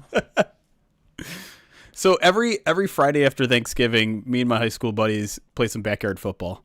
We get together after, it's been going on for like, God, when did I graduate? 20 years ago. So like 25 years we've been doing it essentially. Oh my God. That's a quarter of a century, by the way. Yeah. Shut up. I used to be pretty elusive back in my day. No one is elusive anymore. No one. You don't break tackles. And to be clear, tackles are two-hand touches at this point. We're not playing tackle football. I don't know if I can get past anybody anymore. Like just you lost a step, huh? I feel like at my age, your best chance is to just run through somebody, and I can't run through anybody. I'm a $160. I'm a $165. Like I can't. I'm not doing that. So I don't know if I can run. I don't know if I could even make a single person miss. Maybe Eric. How many tackles do you think you I don't. make? I'm worried because I don't want to name names. Yeah, I can get my Eric. Well, I can name Eric. That's all in fun. I don't know. I think I'm scrappy enough where I could tackle half the staff. So, Wow. I just love the way that Yeah. Jeremy has described himself as like Danny Woodhead. Like, I'm elusive, I'm scrappy, sneaky athleticism. That's right. A real heads up player. Like, I'm not 5'2", LJ. 5'2" next to Brad Galley. But yeah, I still have athletic skills, but tackling and short area quickness are not among them right now. I got good hands. I still have good hands. I think I can throw a football relatively well. Yeah. The Jewish Uncle Rico is crazy. Wow.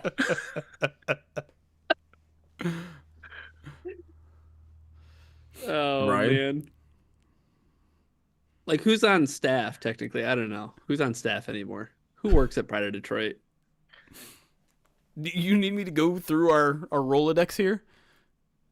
I could get past Kelly Rowe. That's for sure. Am I allowed to use a stiff arm? Yeah, I can get past Kelly. I think Morgan and Meko, I can't.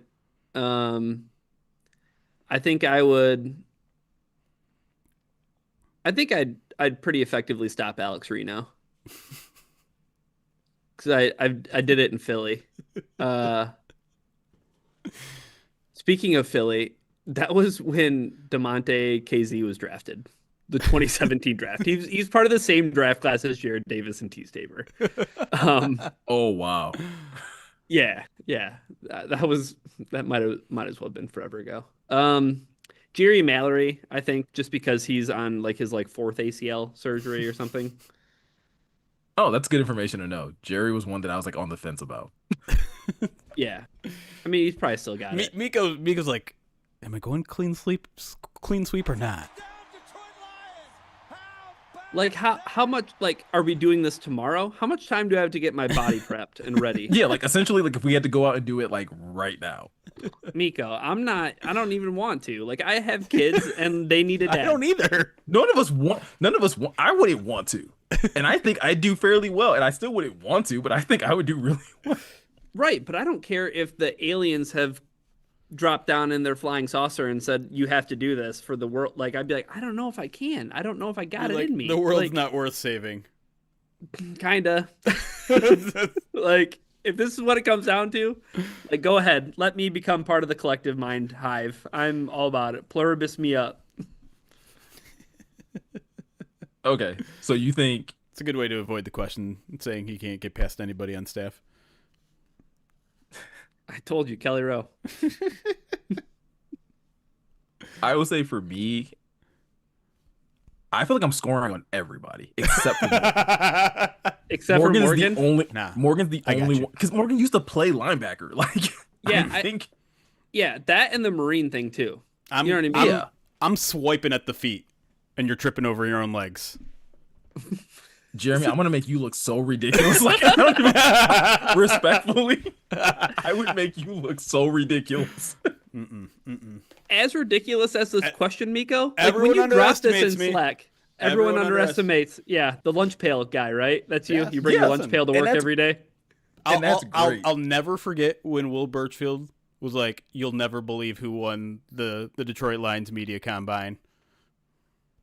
To someone else. You'll never believe it. That's my Amon-Ra getting drafted in the 4th round moment. That should be your Twitter header. Is that message. You'll never believe. And now I'm putting Meko says he's going to embarrass me on the Oklahoma drill. It's right up there on the billboard, on the bulletin board. It's bulletin board material. That's right. Jeremy, it's gonna be so bad. You're gonna bring it up in my end of year review. I'm can't believe you did this to me on stream. I can't believe you asked us this question. You were like, hey, who could you get past in an Oklahoma drill? He's just driving staff, to work. And I was like, what? He's just driving to work. It's a imagining long stiff drive. arming all of us in the face. That's all he's thinking about. He's like, oh man, You ever want to just stiff arm Jeremy right in the face? It'd be Yeah. fun. I also right. think I think I'm tackling everyone except for Morgan, Eric, and Al. It sounds like a weight thing. You said it, not me.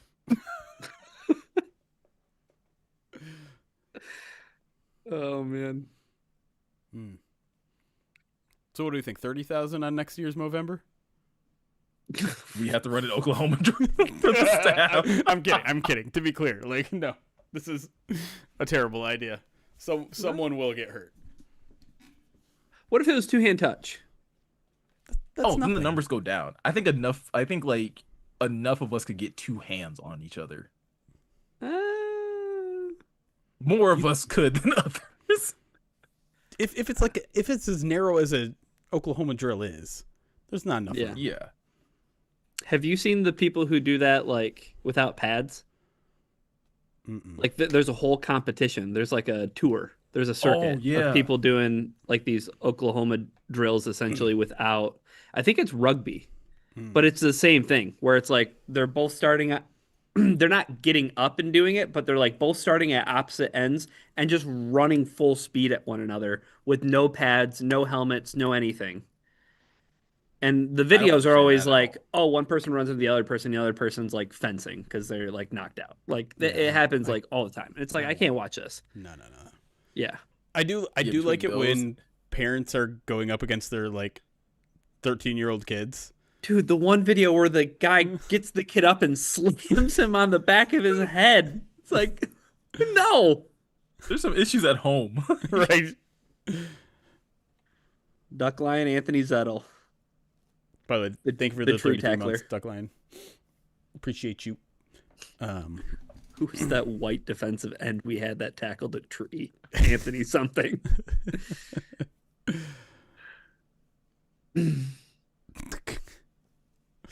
Yeah. No, I don't know.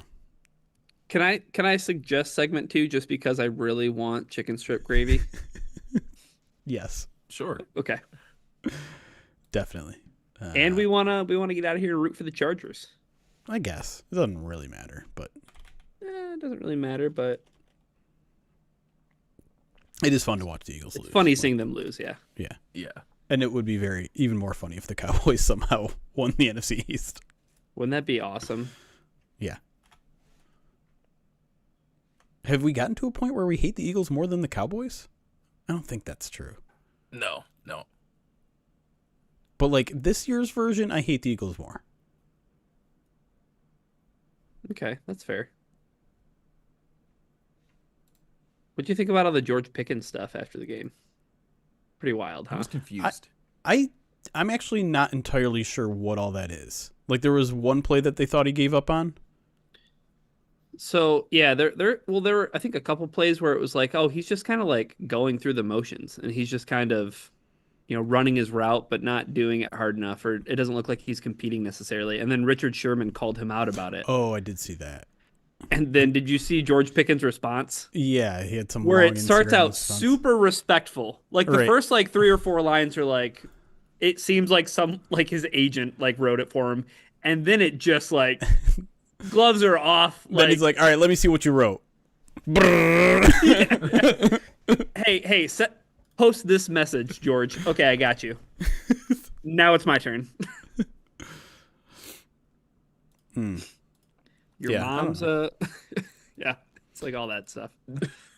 Yeah, I didn't read it, but I saw someone else respond to the fact that he's downplaying the Legion of Boom, or calling him, did he call him what the equivalent of a Legion of Boom merchant was or something? Yes. Yeah. I'm gonna pull it up here because I know it's really good.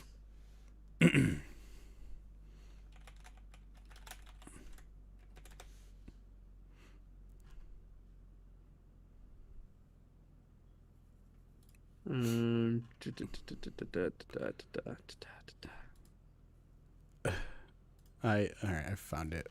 Did you find it? All right. Yeah, I'll put it on stream. There are some sensitive words in here. I'll warn people. Oh, whoops. We still have the Movember stuff on this scene. We'll get rid of that. There we go.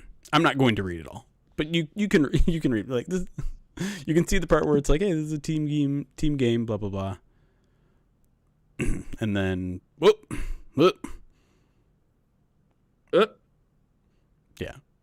Richard Sherman ain't without all the Legion of Boom.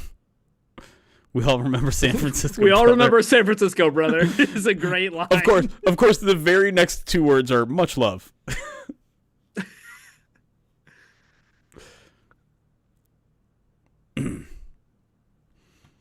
No, not shout out Dove. He was just the first one that I found. All right. How dare you? All right. There you go. All right. I'm going back. Jeremy reads it as Mickey Mouse. Legion of Boom merchant.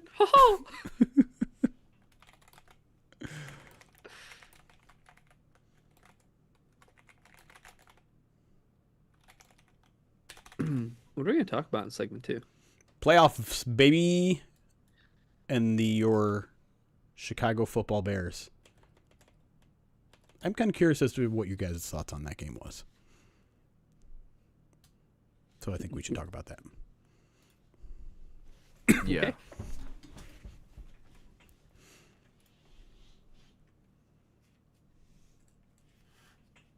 And welcome back to the Pride of Detroit PODcast. Segment 2, we're going to talk about the NFC playoff picture because a lot of things happened outside of just the Lions winning.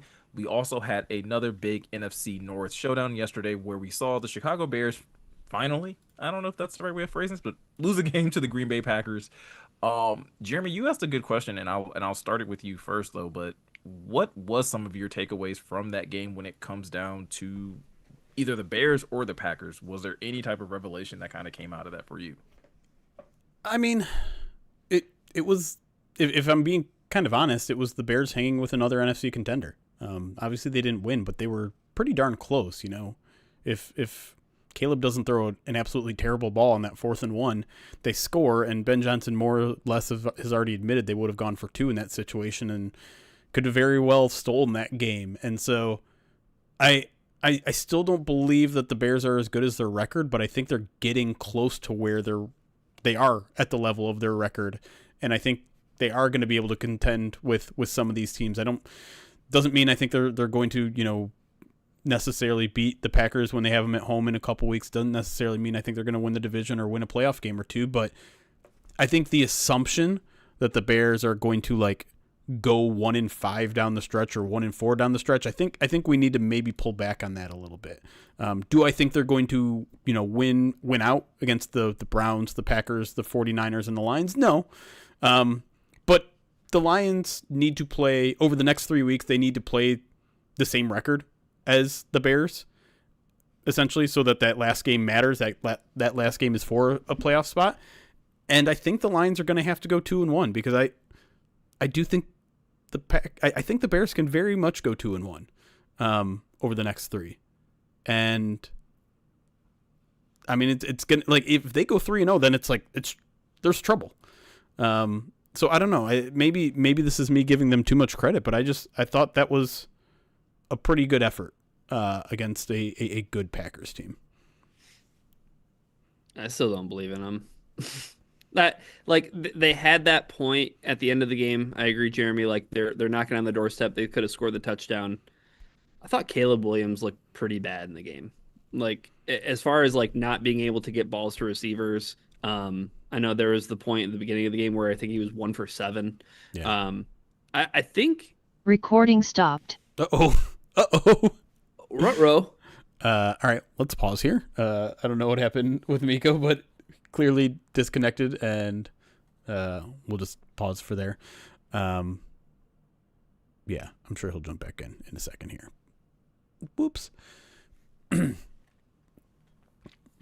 Sorry. Ever since he said he would embarrass me in the Oklahoma drill, we're looking for a new podcast host. No, I do. I want to talk more about Caleb because I feel like the reactions to Caleb's game are very much dependent on where you already stood on Caleb. And it's understandable, right? I don't want to get too much into it because I want to talk to it on the pod, but like, he had some incredible plays, but there's way too many bad plays in between them, right? To me, it feels like what the Bears have been dealing with for a while. Like Justin Fields was that too. Every now and then he'd throw out this incredible play, but there's so much bad in between those. It's just like, I don't know if you can live off that.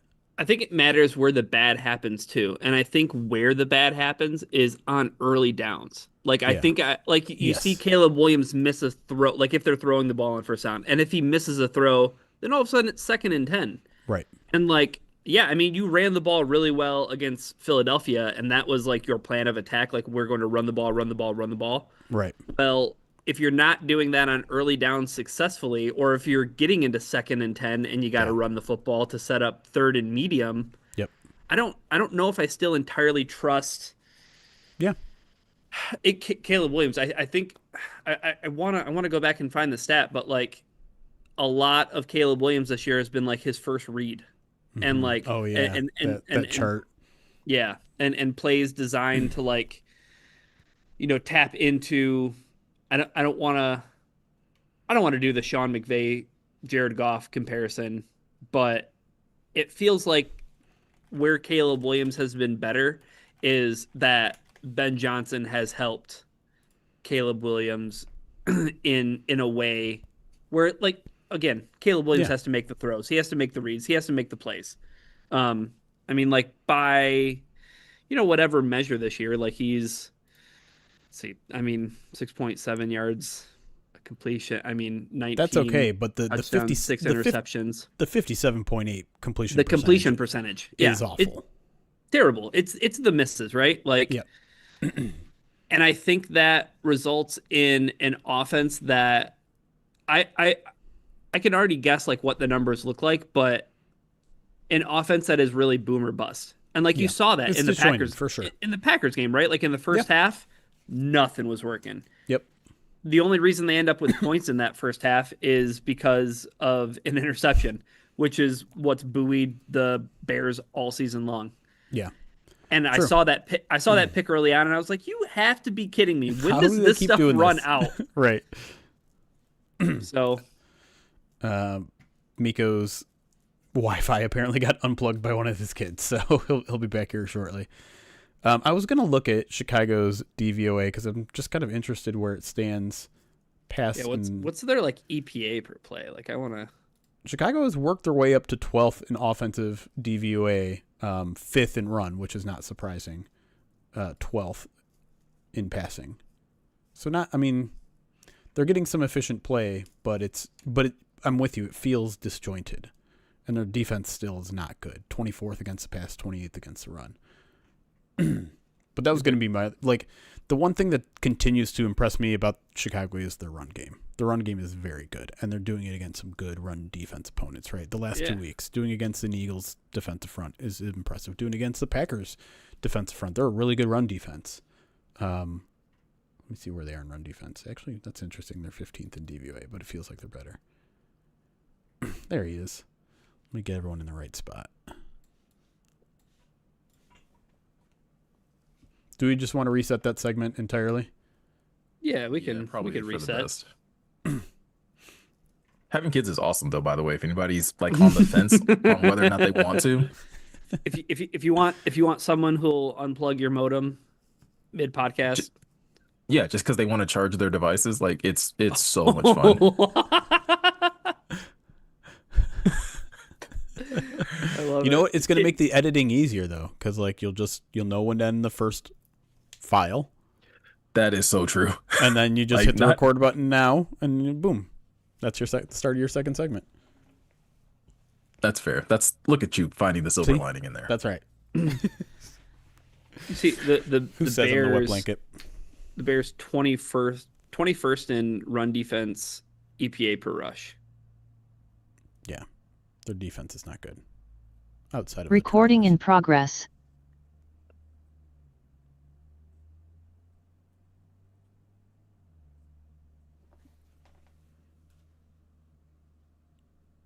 And welcome back to the Pride of Detroit POD cast. In the first segment, we basically talked about the Lions' recent win over the Dallas Cowboys, as well as talked about some of the shuffling that they're basically have to do on the defense. In segment two, I really want us to kind of take a look at the rest of the NFC North because while the Lions got a big time win, there was also another big win as well as a loss in this division that I think is going to have a lot of implications on how the Lions kind of march to the postseason or whether or not they'll actually have a chance of getting into the postseason. So, Jeremy, when we look at this Packers versus Bears game that took place yesterday, what were some of your biggest takeaways that came out of that matchup? I think my biggest takeaway is just that the Bears hung in that game. I kind of thought it might tilt in the Packers' favor quite a bit, and there was a point in which it looked like maybe the Packers were going to take over that game, but the Bears just kind of kept hanging around, and I think they played a pretty good defensive game, although I think the weather had some of that impact. It does feel like, though, that the Packers only scored because of a couple big plays, and I understand that's what they do, and it's what I hate about them, but offensively, they were in a position to win that game. They were a 4th-and-1 conversion to a wide open tight end that Caleb missed from scoring the game time touchdown in the final minute. And Ben Johnson has admitted that he was probably going to go for 2 there and for the win. And we'd be looking at things a lot differently if Caleb had just made one more play on that night. So, I'm not saying that the Bears are going to come back and win the division. I'm not saying the Lions can't beat them, but I think we need to give them a little bit more credit and not just kind of look at like, well, okay, they're going to collapse. They're going to lose 3 out of the last 4. I think they go 2-2 at worst. I understand they have, they have to play the Packers again. They have to play the 49ers. They have to play the Lions again. But if they go 2-2, that means the Lions also have to go. It means the Lions have to go 3-1, and I think that's what we've all kind of assumed anyways. But they're a better team than I think they were before. I've been saying all season they're not as good as their record is, and I believe that to be true at the time, but I think they're actually starting to pull a lot of it together, mostly behind like a really good run game and an improving defense, but not a great defense. But I think they are starting to show with the way that they beat up on the Eagles, with the way they hung with the Packers in Green Bay. That's a team you have to take seriously now. Ryan, how about you? Yeah, one of the big takeaways I think I still have about the Chicago Bears is they have a negative 1 point differential and they're 9-4. So they've won a lot of one-score football games, and they've won a lot of one-score football games in some suspect ways. Now, this was a one-score football game that didn't go their way, right? So yep. I think the takeaway here, as I look at the fallout from Bears Packers, is, to Jeremy's point, the run game for Chicago. They clearly want to do it. They are committed to it, and it's something that should come as no surprise to people who follow the Detroit Lions and knew what Ben Johnson wanted to do on offense here in Detroit. 32 carries for 138 yards at 4.3 a carry, and their longest rush of the game was 9 yards. So they were very clearly committed to that. I think what happens on early downs is such a indicator of what the Bears can do, though. Like looking at their team splits, I think the thing I find to be fascinating is that on first down, when they're running the football, they're averaging 5.2 yards per carry. Wow. On first down when it comes to running the football. Now, that's where you want to be. 197 attempts for 1,022 yards on first down. And 30 of those actually resulting in first downs.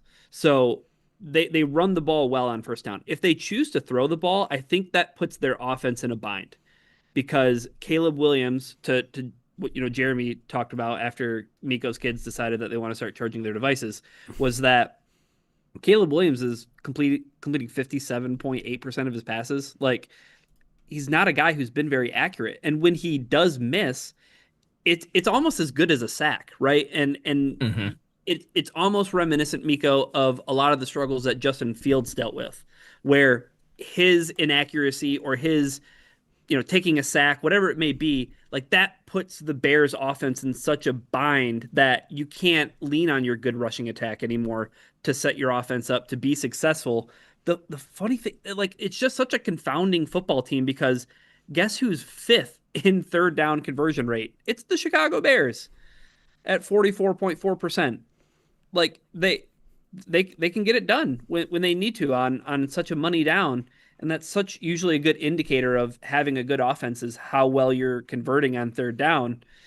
And they're doing it as well as some of the best teams in the league. Like they're right there neck and neck with the Buffalo Bills, who have a great offense, the Dallas Cowboys, who we know have a great offense. Like these football teams that you associate with having great offenses, I just don't know if I want to call the Chicago Bears a great offense. Really quick, They because I seem to think I go got ahead. an interesting stat here on Caleb Williams regarding his completion percentage. Advanced stats have something called completion percentage over expected, which is just like based on how open the receiver is, how much room you have in the pocket, how likely is it that you're going to complete a pass. Caleb Williams is at negative 8.0%, which out of 34 qualifying quarterbacks ranks him 34th, dead last, below J.J. McCarthy. Like, the accuracy is a serious issue with Caleb. I understand he makes like all the big highlight plays too, and he can make some incredible throws. He did in that game as well that kept him in there. But like the inconsistencies are it's what's going to sink this team eventually, whether it's in before the playoffs or in the playoffs. Like you need a more accurate passer than Caleb. He needs to be better. And I think that was one of the things that like I took away from this game as well when we're looking at the Chicago Bears side of things, where it's that ability to like make something out of nothing is a big proponent to why I think they are finding so much success on third down, because like watching him run away from Micah Parsons, I have to admit, was impressive because it's one of those things where Micah typically gets two quarterbacks and he gets there quickly, and if he's there and he gets his hands on you, you're going down. But it did just seem like, man, this Bears offense is truly thriving, yes, off of the genius or offensive mind of Ben Johnson, but a lot of the like just making something out of nothing of Caleb Williams is also the thing that's keeping them afloat. I do wonder when you guys look at the Packers side of things where you kind of landed with them, because I can say for me, this was one of those games where I was like, I kind of can see them possibly being Super Bowl contenders. Like it's weird that it's coming against the Bears, but it's just getting Jaden Reed back, seeing that offense like work the way it does. I was like, I can see why this could really be a team that you don't want to play come postseason time. I agree. I think they belong in the contenders category, Jeremy. Yeah, I mean, by all accounts, they're probably going to win the NFC North at this point. They're extreme high favorites at this point, so that means you're going to have to play in Lambeau in that first round. Maybe depending on where they finish in the second round, maybe in the third round. I doubt they catch whoever wins the NFC West, but either way, yeah. I mean, listen, they're a well balanced team. As much as I don't like the way they play football offensively, and you know, Jordan Love did start really weird in that game. Did not look great. He threw one of the worst interceptions I've seen all year in that game, but they make it work. And I think the fact that their defense has taken such a massive step up makes them. I mean, any team to me that can win game both with their offense and their defense, and I certainly think the Packers are that team are going to be a contender. And obviously they've given the Lions fits this year. But you know, they still don't feel like that dominant team like the Rams have been most of the second half of the season, like the Seahawks are on occasion, because you still look at the Packers wins and it's one score game, beat up on the Vikings, one score against the Eagles or against the Giants, lose against the Eagles, lose against Panthers. A lot of one score games. And so you can stay close with a team like that, but they're starting to finish on a more consistent basis. So where do you guys stand then? Again, with us now, you know, the Lions essentially have about a 50-50 chance essentially of making the postseason at this point. With the Rams coming up this week, like I guess we kind of talked about it a little bit in the first segment, but I guess I'll just get you guys to double down on it. Like how strongly do you feel about their chances of making the season, like the postseason, with this Rams game coming up? Like, is the outcome of this game going to swing you one way or the other drastically? I think based on what Jeremy pointed out about the Bears schedule, that, you know, where they're sitting right now with, you know, 4 games left to play for Chicago, and you look at those final 4 games that they have, the margin for error is so narrow for Detroit, right? And it doesn't feel like the Los Angeles game is a all or nothing game, but you really have to count on the Bears dropping at least 2 games. They have to lose at least 2 games. And you feel like, okay, well, that could be the Packers game and that could be the 49ers game. I mean, I really Mhm. hope so. I really hope so because, that's the margin of error is that if the Lions don't win this game, they need the Packers to lose 2 games. Bears. The Bears, sorry. Yeah, they need So the Bears to lose two yeah, games. And that's my it's just every rooting guide that you put out, Jeremy, every week. yeah, It seems like for the past month, nothing's gone in Detroit's favor. Like right, even the one thing that Detroit gets in their favor this week is like, oh, okay, well, I guess the Packers were rooting for them to win the division, right? right. Yeah, there's I, always like I we won at what cost? right. Yeah, it's why I think the majority of our focus right now is on the Chicago Bears is because Seattle keeps winning, the Rams keep winning, the 49ers keep winning. Obviously, they had a bye this week, but like the 49ers are going to be a tough one to catch. Even though they're only a game ahead of the Lions, they have an incredible conference record. And so if the Lions lose one more conference game or the 49ers win one more conference game, the 49ers will have the tiebreaker. And so you'll have to And finish that could with a better happen this record. week, right? And that could happen this week. Right. If the Lions lose to the Rams, then they can't catch the 49ers in terms of tiebreaker, so they would have to have a better record than San Francisco, which seems sketchy. But I want to be clear here. Because the Lions are only a game behind the Bears, that's where they want to be by the end. Like, you only need to be a game behind the Bears in week 18 because if you beat them, you're tied and you have the tiebreaker. So over the next 3 weeks, you have to have the same record or a better record than the Chicago Bears for that week 18 game to matter. So if the Lions lose against the Rams, then you need the Bears to lose just one, right? Just one of their next 3.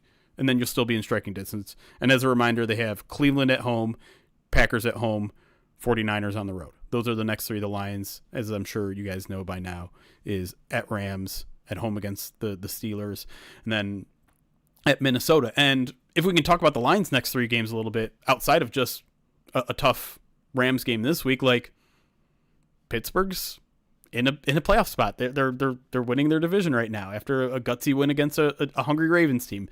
We can say everything you can about the Ravens not being as good as we thought they were. All fair. I don't think that game's going to be a cakewalk, and the Vikings just laid it on a very dead Washington team, but I mean, you don't see a lot of, what was it, 31-0 blowouts. Like, that's not nothing. Yeah, that's 9 for you, you know. And all of his 163 passing yards. I mean, it's kind of easy when a franchise doesn't, really care for their quarterback and just continues to trot them out there with half an elbow, I guess. In Dan Quinn's defense, at least he said he could have probably gone back in the game, but I just decided I'm not going to make the same mistake twice in one season. Yeah. Someone tapped him on the shoulder, was like, hey, you're getting killed on Twitter right now. Yeah, you wouldn't. Wait, people were watching that game in the comment section. Who was watching that game and why? Oh well, Jeremy. But I think, Jeremy, you do bring up a good point. Like, these next 3 games, even from the Lions' perspective, again, of them just taking care of business, we know the difficulty of the Rams game, and I mean, they're already going into this game as, I think they're like 4.5-point underdogs. Yeah, 4.5 at least or it's at least 5.5. I don't one. remember. Yeah, Yeah. 5.5 now, I think. And so that in itself is already difficult.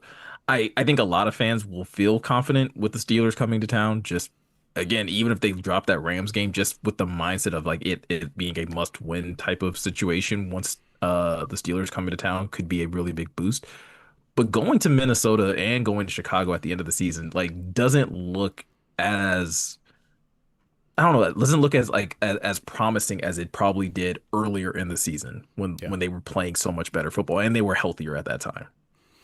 Well, I'm curious how do you think the next 3 games for the Bears are going to go? Because that dictates whether the Lions can go 3-0 and over the next 3, 2-1, 1-2. Like, there's a chance the Lions can go 1-2. I mean, if the Bears go 1-2, which, versus Green Bay at 49ers, those are 2 very possible losses. Then the Lions can lose 2 of the next 3 and still win a playoff spot by beating the Bears in the final week. There's some other things that you need to make sure that doesn't happen. Like, I think if Dallas runs the table or something, then maybe they could catch both teams. But like, I'm just curious, if you had to guess right now, home against the Browns, home against the Packers, at 49ers, what's the Bears record over those 3 games?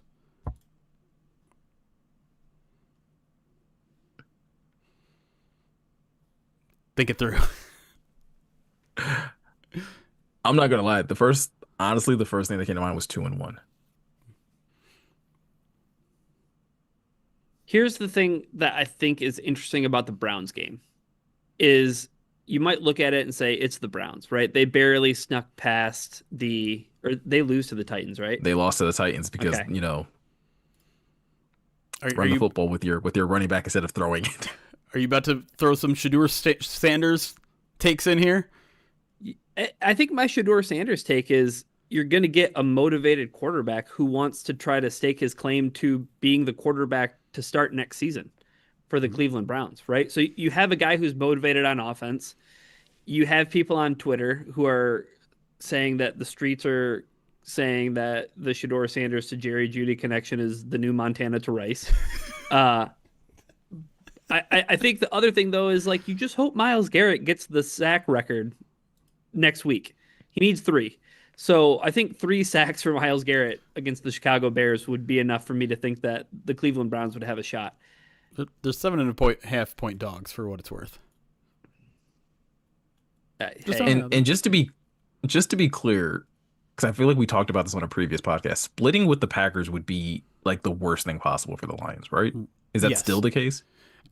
I mean, the only way in which it wouldn't be the case is if you think the Lions are still going to win the division. Like if the Lions, go 3-1, and that includes a win over the Rams and the Bears, like the Packers suddenly become a little bit more catchable, especially if they lose against who they got, the Broncos this week, and I think they still have the Ravens as well. Like if Green Bay goes 1-3, then suddenly you can catch them by going 3-1. But I think I think generally speaking, most level-headed Lions fans are like, let's just get in and see what happens, and that should be the primary goal, especially when you're 50-50 to make the playoffs. Don't try to shoot the moon and go for the division title. Just get in the playoffs, and in that case, like I think pretty much all of your focus should just be on the Chicago Bears. Continue to root for them to lose as much as possible, and give the Lions as much leeway. Like again, like if the Bears go 1-2 in these next 3, the Lions can drop 2 out of their next 3, and that week 18 game will still matter. Will still be for a playoff spot. So it's the reason why I'm feeling kind of optimistic. But again, like I would also not be surprised if they go 2-1, and in that case, like if you don't win this Rams game, then you have to win out essentially. Yeah. Go ahead, Ryan. I was just going to say the specific things that you need to happen, right? Like if we move past just the idea of passing the Bears, the San Francisco thing, right? Like San Francisco and Chicago play one another. Yep. The thing about Chicago's schedule, it's like, or just any of these NFC teams that are within the realm of possibility for the Lions to catch, you need this very specific thing to happen for the Lions to get breathing room, right? Which is essentially what you're pointing out. And it's like, yes, the Packers won yesterday. So now you want the Packers to beat the Bears. And if they're beating the Bears, then you want San Francisco to beat the Bears too, even though San Francisco is another team that you can catch. But one of their games is against the Bears. Or, for instance, the Seahawks. Well, the Seahawks and the 49ers play each other in week 18, right? So it's like how to catch a team is pretty much just coming back to, man, I really hope the bottom falls out for the Chicago Bears. Right. It's the easiest route.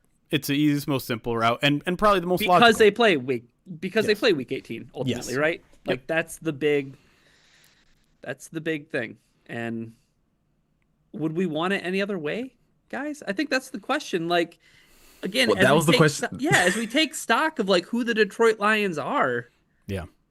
and where they've been over the past couple of years, Jeremy. I know you unearthed the thing about, was it the like 3 seasons in a row of a winning record? Right. 4.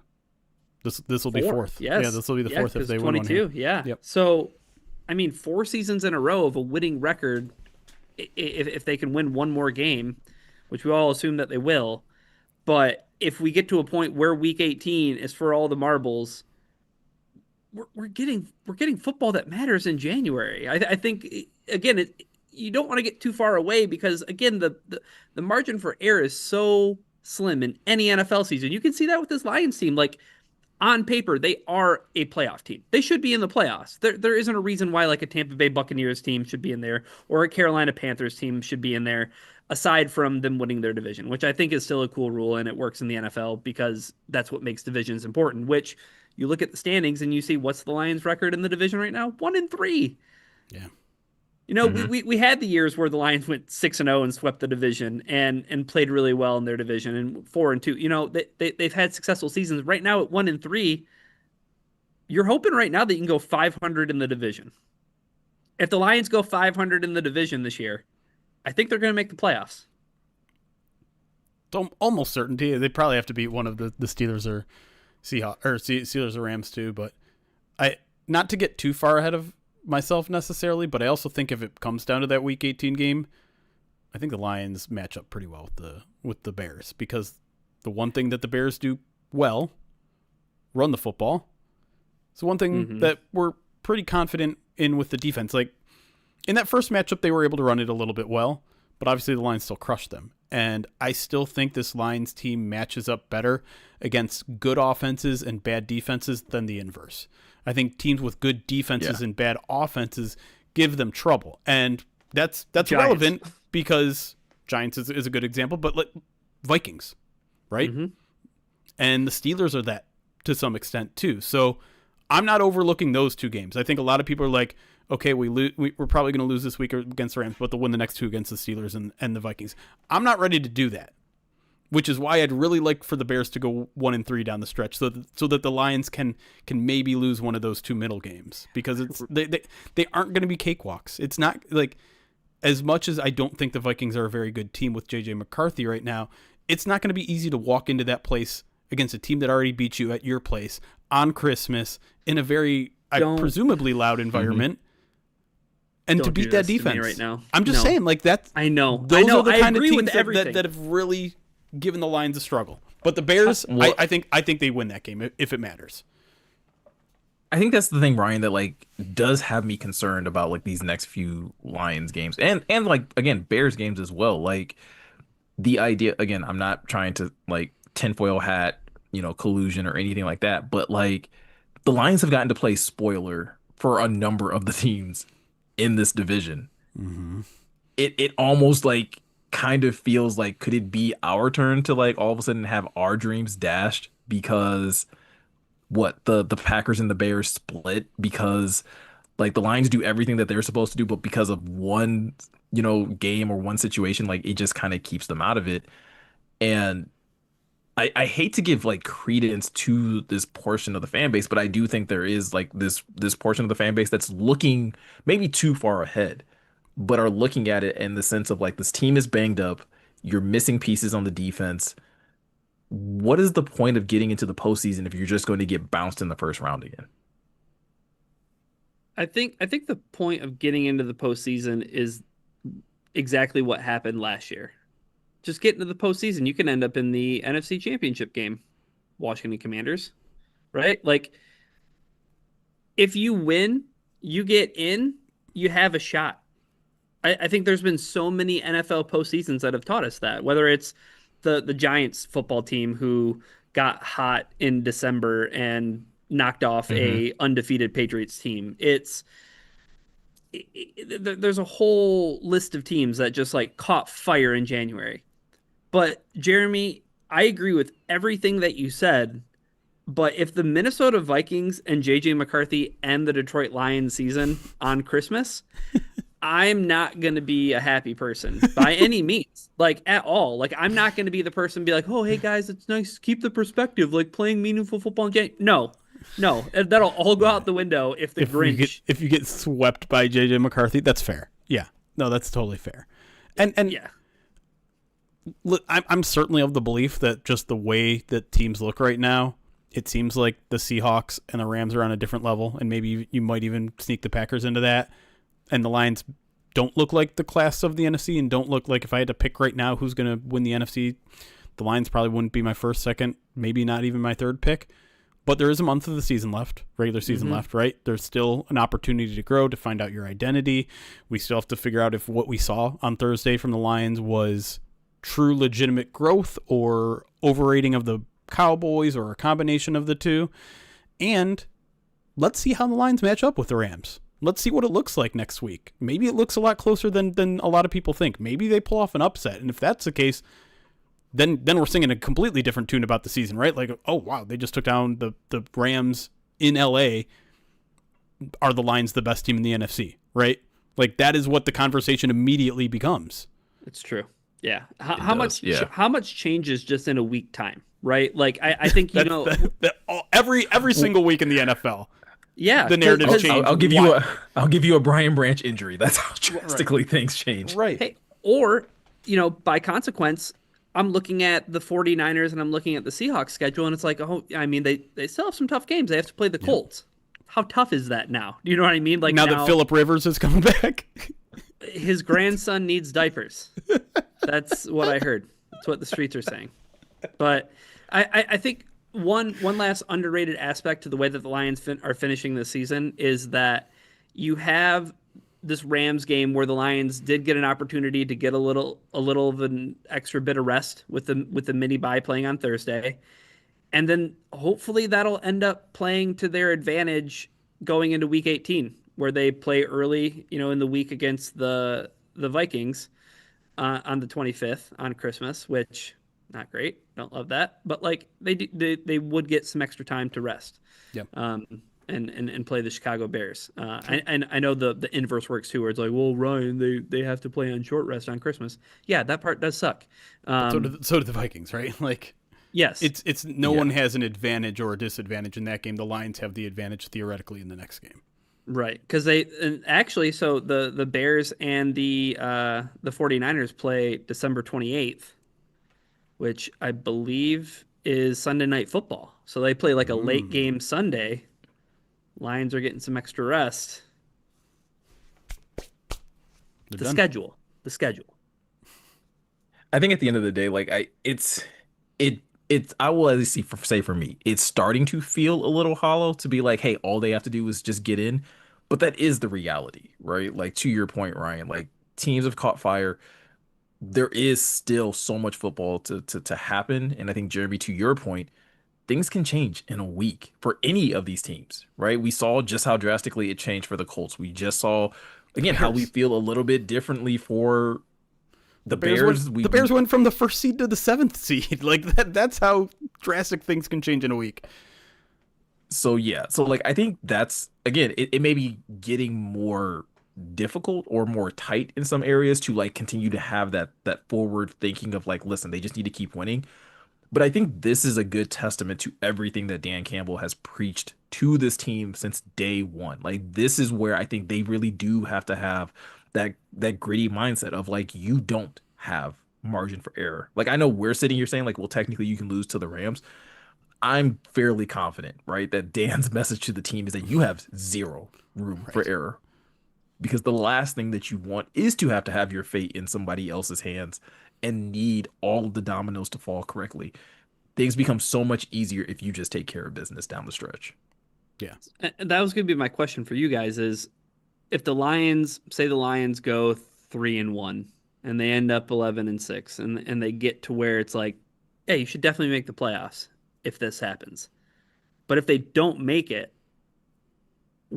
how are you upset? Like, who do you direct your anger towards? I think is kind of like the fallout to the season. If they end up 11-6, is it like, oh man, the Lions can't get any help? Like, 11-6 should definitely get you in the playoffs. Whoever was responsible for the Minnesota Vikings game plan, that's who gets all of my anger. That's who gets all the blame and anger.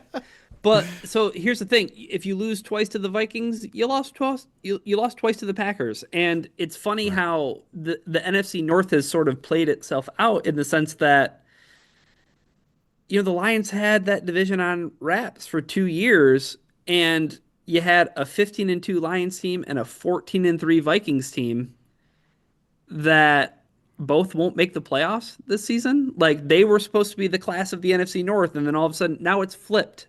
Yeah. And the Packers are up top, and you have the Bears.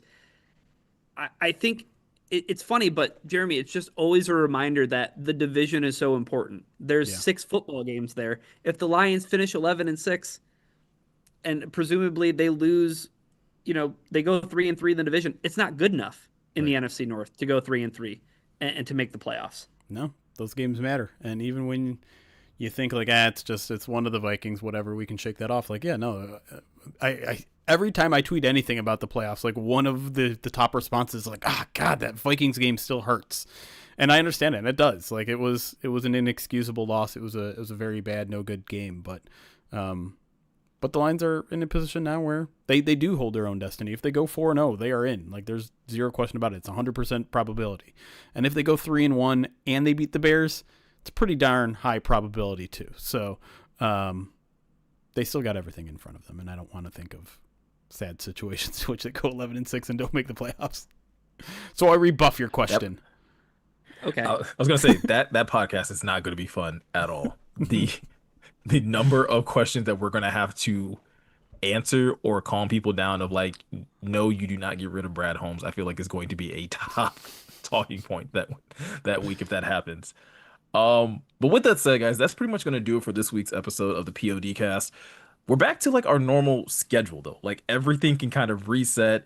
You can expect to get your mailbag this week. You can expect First Bite to still be out when it normally is. Before the Roar will be out on Thursday this week. So a lot of things kind of get back to a certain level of normalcy. Jeremy, anything else that the people should be made aware of happening over at Pride of Detroit? Actually, this week might be a Pride of Detroit Direct for Pride of Detroit Direct subscribers, or a midweek mailbag for PODD subscribers only, because we were a week behind on that. So, yeah. So you guys will get midweek mailbag next week, and then of course we have another short week after that. So we'll owe you guys some mailbags at some point, but I promise we'll get them to you. Listen, if you don't get the midweek mailbag, if you're not a part of PODD, first of all, go do that at pridedetroit.com/subscribe. You can basically get that, and it's a great investment because you get a lot of great content outside of just that additional midweek mailbag. You do get First Bite. You do get a lot of other articles written by some guest writers. So there's a lot of benefit that can be had there. But if you don't want to do that, this is a great opportunity to check out Before the Roar if you haven't. This week, it'll be me, Morgan, and Brandon. So it's an awesome opportunity to get some more free content as well. So with all that said, if you guys are always looking for any more additional news, updates, or any type of analysis related to the Detroit Lions, you can always check that out at prideofdetroit.com. If you are watching this over on our YouTube channel, please be sure to hit that subscribe button, hit that notification bell. It helps out our YouTube channel immensely as we continue to try and grow that platform. And like always, if you are listening to this podcast, wherever you are listening to podcasts, feel free to drop us a review. We love and appreciate your feedback whenever we can get it. So with all of that said, I'm Meko. He's Jeremy. He's Ryan. Thank you guys for taking the time to watch and listen, and we'll see you guys in the next one. Recording stopped. Boom, just like that, 7-0 Chargers. Spoilers. Boom. Is Phillip Rivers at the game? Are they able to like get a comment on whether or not he's actually trying to come back? You'll never believe this, and but play for the Colts. The Eagles' first drive went 6 plays for 7 yards. That offense, I believe that. I completely. Somebody has to get fired, right? If they, I don't know if it's possible for them. It's not possible for them to miss the playoffs at this point. But like, it's very, very unlikely. It's technically possible. Do they play the Cowboys again? They don't. They've already. Did they split? They split with the Cowboys. They still have their schedule is the easiest amongst everyone else. They've got the Commanders twice, the Raiders, and then the Bills. And if they lose tonight, they're 1.5 games ahead of the Cowboys. So they'd only need to win 3 games guarantees they're in. 2-2. The Cowboys would have to win out. I think the Cowboys have a pretty good, easy schedule too. Vikings, Chargers, Commanders, Giants. Yeah, it'd be very, very unlikely, but it's technically possible. But maybe the Commanders have just been playing possum this whole time, and they're just gonna just to play spoiler to the Eagles. Mm-hmm. I would love it. I just hate that nothing that's happening in the NFC East and nothing that's happening in the NFC South really matters for the Detroit Lions. Right. There's no ground to be gained in either of those teams. No, because they're not going to send a second team to the playoffs And then it Right. would just be a matter of seeding if the Lions were the division winners, but they're probably not going to be.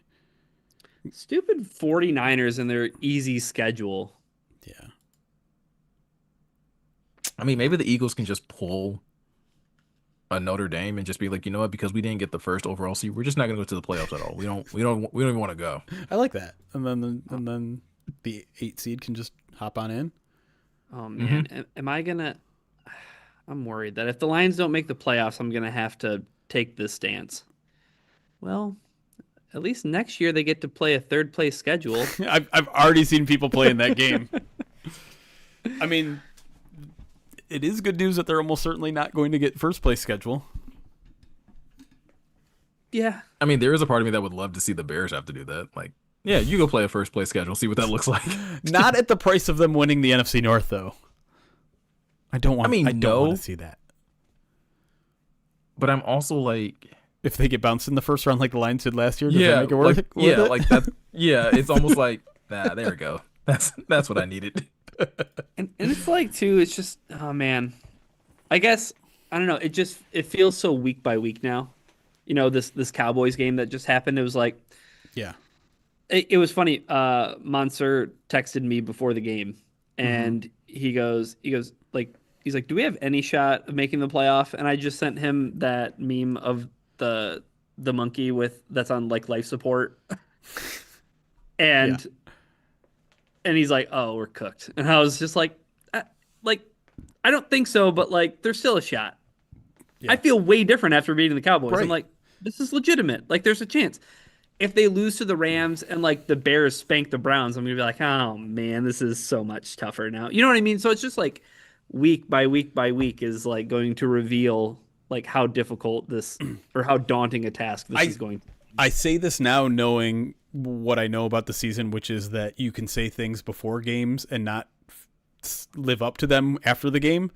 Yeah. But I truly do feel like unless there are like extreme outcomes next week, my feeling isn't going to change because my expectation is that the Lions go 3-1 and miss this game and lose this game and still make the playoffs. That's my expectation. I'm not saying it. I'm guaranteeing it's going to happen because like I said, I don't think the Steelers or the Vikings are going to be easy teams to beat. But as long as the Lions go 3-1, they're going to be fine. They're going to get in. Like it's not guaranteed. I'm not.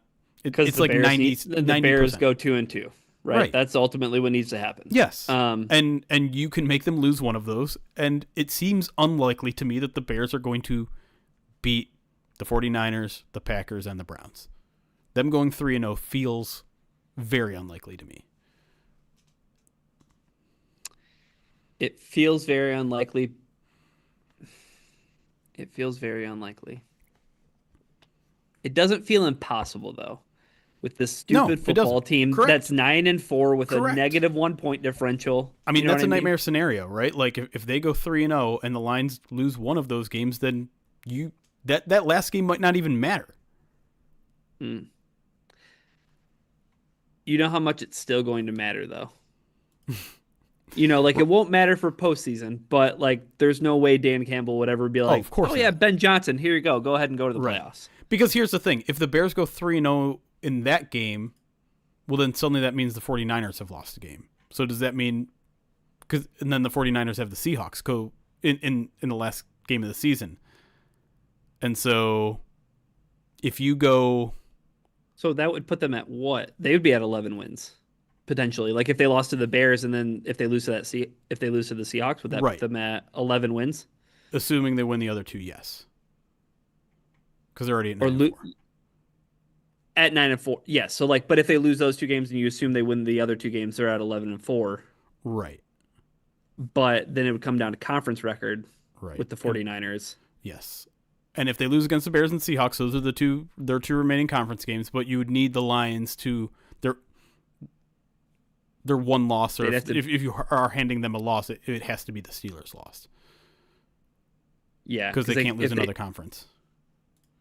Is it they wait? What's the 49ers conference record right now?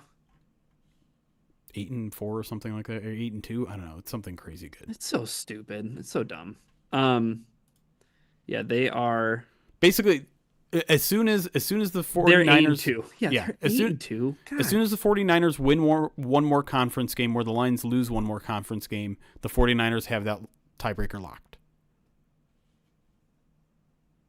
Yeah, because they only have Those two more Yeah, and conference games? Yeah. it's the Seahawks and the Bears. So if they lose those two, they're back down to 8-4, and the Lions are currently at 5-4. They So can't Lions- lose to the Rams. They can't lose to the Rams in that scenario. That's why, like, if the Lions are gonna, like, the best case scenario of the Lions going 3-1 is that loss coming to the Steelers, because it's not a conference game. But there is a, I wouldn't call it very realistic scenario, but a realistic scenario that the Lions go 11-5, including a win over the Bears, and they don't make the playoffs. Not to put you on the spot, well, what's the next tiebreaker after conference record? Common games. And I believe last I checked, because I did this last week, the Lions would have that advantage over the 49ers. I forgot what they were. Because, like, the 49ers lost to the Buccaneers. That's, like, the key one, I think. Yes. It has to be by percentage points, right? Because, for instance, there's like an inordinate amount. Like the 49ers play the Rams twice, but the Lions only play them once. So that's a common opponent. Yes. You know what I mean? Yes. So I almost feel like it has to be win percentage in common opponents, right? Probably. Yeah. But yeah, like in this scenario that we get to this tiebreaker, the 49ers will have also lost to the Bears. We're giving them a loss to the Bears. That'll be a common opponent in which we're giving the Lions 2 wins over. So, like, they have one loss to the Rams. Right. So, They if the Lions split with lose the that one, Rams. it's fine. Theoretically.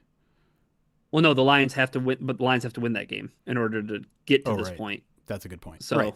So, yes. So, I'm pretty sure the Lions would have the tiebreaker if they can match their conference record, which means going at least 3-1 down the stretch, which are only loss coming against the Steelers, and the 49ers losing their final 2 games. Right. Yeah. So if the Lions go 3-1 with a loss to the Steelers, the 49ers go 2-2 with their last 2 games being losses. Both teams at that point are 11-5, 11-6 with the same conference record, and the Lions would win via common games. yeah, I just did it in the playoff machine, and yeah, that's right. The Lions would finish with the 6th seed. There you go. But like the Bears, that's one of the odd situations in which the Bears also get in. The Bears do get in, but they actually would finish. It depending on, like, I just had the Lions win all their games, so they won out. But yeah, so if the Lions were to end up 12-5, I think in that scenario though, like the Lions would finish with a better record than the Bears, so the Bears would automatically be the 7th seed because the Lions would have to beat the Bears in Week 18. Right, and then they have the sweep. Yeah. Yeah, which would be good because I don't like that first round. The team, like, you assume it's going to be the Rams. Either the Rams or Seahawks are going to be the one. Oh wait, never mind. I was going to say that they're the 1 and 2 seed, but that's not how seeding works. So the 7th seed is probably going to have to play the Packers. That'd be fun. Have the Bears and Packers. That would be fun. That's Bears what I'm saying. Packers. Third time. Yeah. Third time in like 5 weeks. And also, like, in that scenario, the 3rd seed is probably going to be Philadelphia. Perfect. I mean, out of your first, because I think the 5 seed is probably unlikely. I think Eagles are your best case scenario. That's the team that you want to play the most. It is unlikely, but if you run through, I wonder, like, okay, so like the Rams and the Seahawks still have to play. Let's say like the Seahawks, if the Seahawks beat the Rams in Week 16, and this is provided if the Lions win Week 15, and the Seahawks win Week 16 against the Rams, like Week 17, the Rams play the Falcons, give that a win to them. And then in Week 18, they play the Cardinals. And they win that game. Uh-huh. I'm telling you now, based on the playoff machine, yeah, if the Lions go 12-5 and the Rams go 12-5, the Lions get the 5 seed, and it has to be because by they beat them head to head.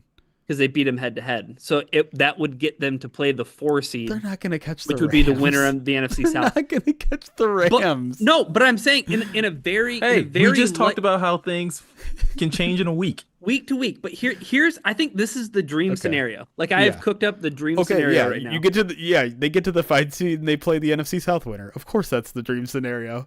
Right. No, but think about how like not implausible this is. If the Lions very implausible. No, it's not. No, it's not. Listen, Linda. Listen, Linda. So week 15 and week 16, the games are the Rams have to play the Lions and the Seahawks. Sure. If the Rams just lose those 2 games, and the Lions win out, they can win out, and they're going to finish with the 6 seed. If the Lions, yes, I mean. It's not impossible. Matthew Stafford is due for a back spasm at some point, right? Like that back has to flare up again at some point. I don't know. What percentage alone would you just put on the Lions winning out? 100%. Okay, great. Never mind then. Winning out, like less than 30%. I give him about a 30%. The number I had in my mind. I give him about a 30% chance this week. I'm at like 5 to 10% that they win out. Will someone clip this and make sure that they tag Jeremy just so that he doesn't continue to have the rep as being the water carrier for this franchise? I had them losing by 2 scores to Dallas. Anyone who thinks I'm a water carrier is ridiculous. Do you think this week is going to be close or a blowout? If you had to I don't know. Because I'm looking at some of I mean, again, it's just raw stats in terms of rankings. Yeah, they're very similar teams. Yeah, their offense is just so terrifying to me. Their offense, I'm right there with you. But it's not just the passing game. They're number 1 in rushing DVOA. Yeah. Is it surprising? Would it be surprising to you? Or let me ask it this way. Which is more surprising to you? That Jared Goff only has 20 fewer passing yards than Matthew Stafford? Or that Amon-Ra St. Brown hasn't passed 1,000 yards receiving yet?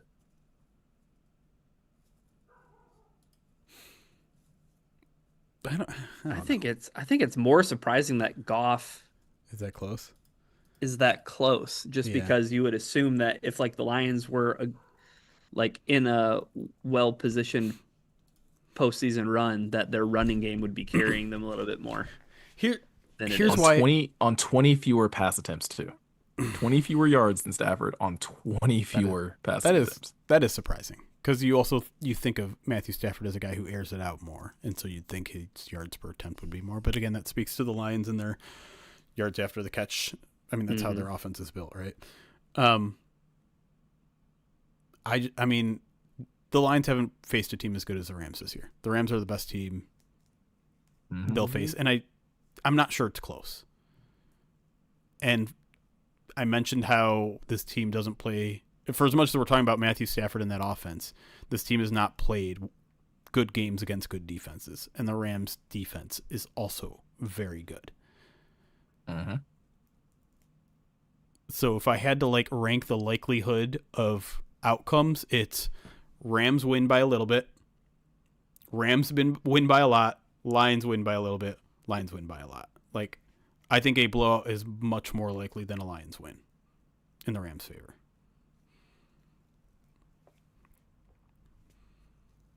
Yeah, being down your top 2 safeties certainly doesn't help. Bode well. Let's hope Kirby needed that extra 10 days. I think 2 things were wild, and then I have to get out of here because I have to get DQ chicken strip box. But I think one of the craziest developments of the season is that the Rams are incredible on offense despite signing Jonah Jackson to a massive contract, then getting rid of him, and now he's on the Chicago Bears. And I see people posting clips of oh, look at this good play by Jonah Jackson. It's what happened here? How did we get here with Jonah Jackson? The other thing with the Rams game, it just feels like if the Lions want to win that game, they need a Matthew Stafford turnover. Yeah. No, Like no they doubt. need a Matthew Several. they need a Matthew Stafford turnover, and then they just need to play like a. I'm trying to think of like a good example, like Lions versus Chargers from 2023. Right. Like they need one of those games where it's Yeah. just like, oh, let's trade haymakers. Right. Let's trade scores. Like, yeah, sure, Same building. yeah, Puka with a 64-yard touchdown. That's cool. Jameson Williams 72-yard touchdown. Like, Right. let's go. Like, let's Yeah. play. Let's play. Like, you wanna air it out? Let's do it. And there are some questions about the Rams secondary, right? Like if there's a weakness to this team, it's probably that secondary. Mm-hmm. But man, that defensive line is is scary. Yeah. I don't know. I don't know. I could be wrong. I was way wrong on the Cowboys game, and I know some people are pointing. I would to the rather Rams. be wrong. I I will never apologize being wrong for a loss. Like if I predict a loss and they win, yeah. I'm still so happy I was wrong. And listen, I love being right. Don't get me wrong. I think everyone knows here. I love being right. Who doesn't? But man, it's a great thing. I mentioned it a couple times. Like all week, I was just like, oh my god, they're gonna lose a Cowboys game, and no one is gonna want to watch a 16-hour stream talking about Lions football. And I'm just gonna be wasting my time for 16 hours, trying to avoid doing mock drafts. And now I'm in a completely different headspace, and it's the insanity that is the NFL regular season. And it's why I love it so much. We hardly talked about the Cowboys game, and I get it. Like, why talk a bunch about it because it happened so long ago? But Yeah. one of my biggest takeaways, because it was the one thing I think I knew, like when we were doing that with RJ Ochoa, Jeremy, I was like, the one thing I think I know is that Dak's going to throw for 350 yards. He threw for 376. If I told you pregame that Dak Prescott has 376 passing yards, you're like, how many scores did the Lions lose by? Right. They won by 14. Right. What? Yeah. Like, what happened? And yeah, listen. Yeah.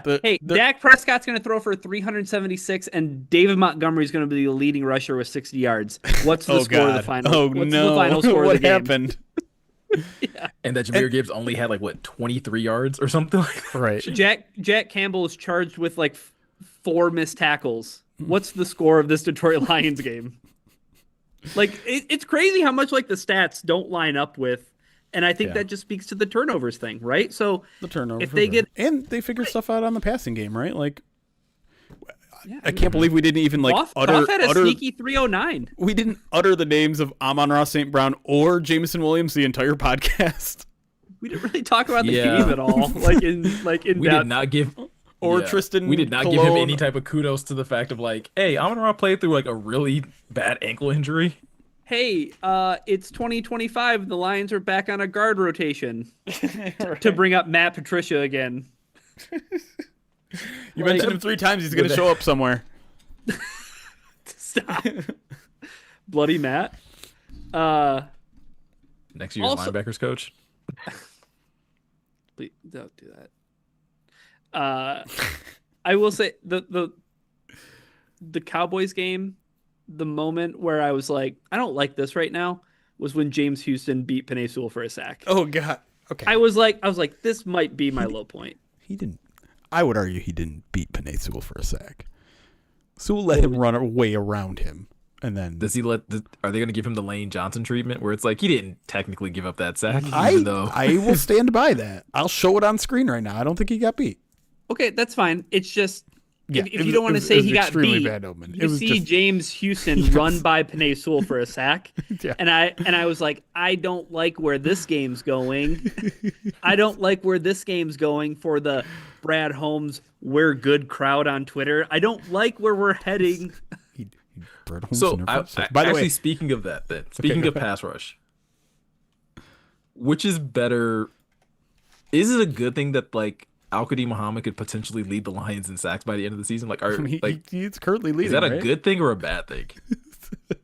Yeah, That's, in my opinion, that's going to be a good thing, and because it's the Cowboys game, good question. right? If Muhammad is the leader in sacks at the end of the season, good things happened. Good things happened. I just feel like I know there's going to be a portion of the fan base that are going to still be like, we still need edge help, and there's going to be like, but Al-Quadin Muhammad led you in sacks. Yeah, I mean that can't be it. But did you see this? This is pretty cool. Nice. Lions are just Lions are destroying. must see TV, man. Didn't they have the second highest Thanksgiving rating ever? And the first was just the game right after it. It was the Cowboys, Chiefs, or whatever it was. Mm. I'm watching the second. I'm not going to show it on stream because I feel like, I don't think that's a win, personally. Throw it up on Twitter. We'll let the people decide.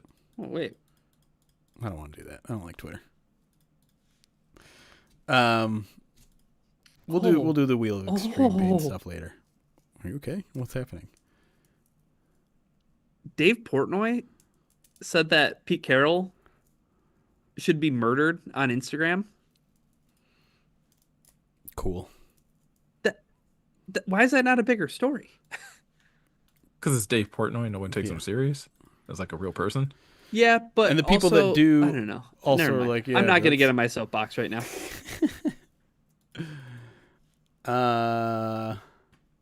All right, go get your Yeah, I was gonna have gravy another one, bucket but I don't have one now. of chicken. Pictures coming. Go follow. Okay, go follow Ryan on Ryan_POD. Oh, my internet's going unstable now. Anyways, so I think it's time to go. All right. Guess so. All right, guys.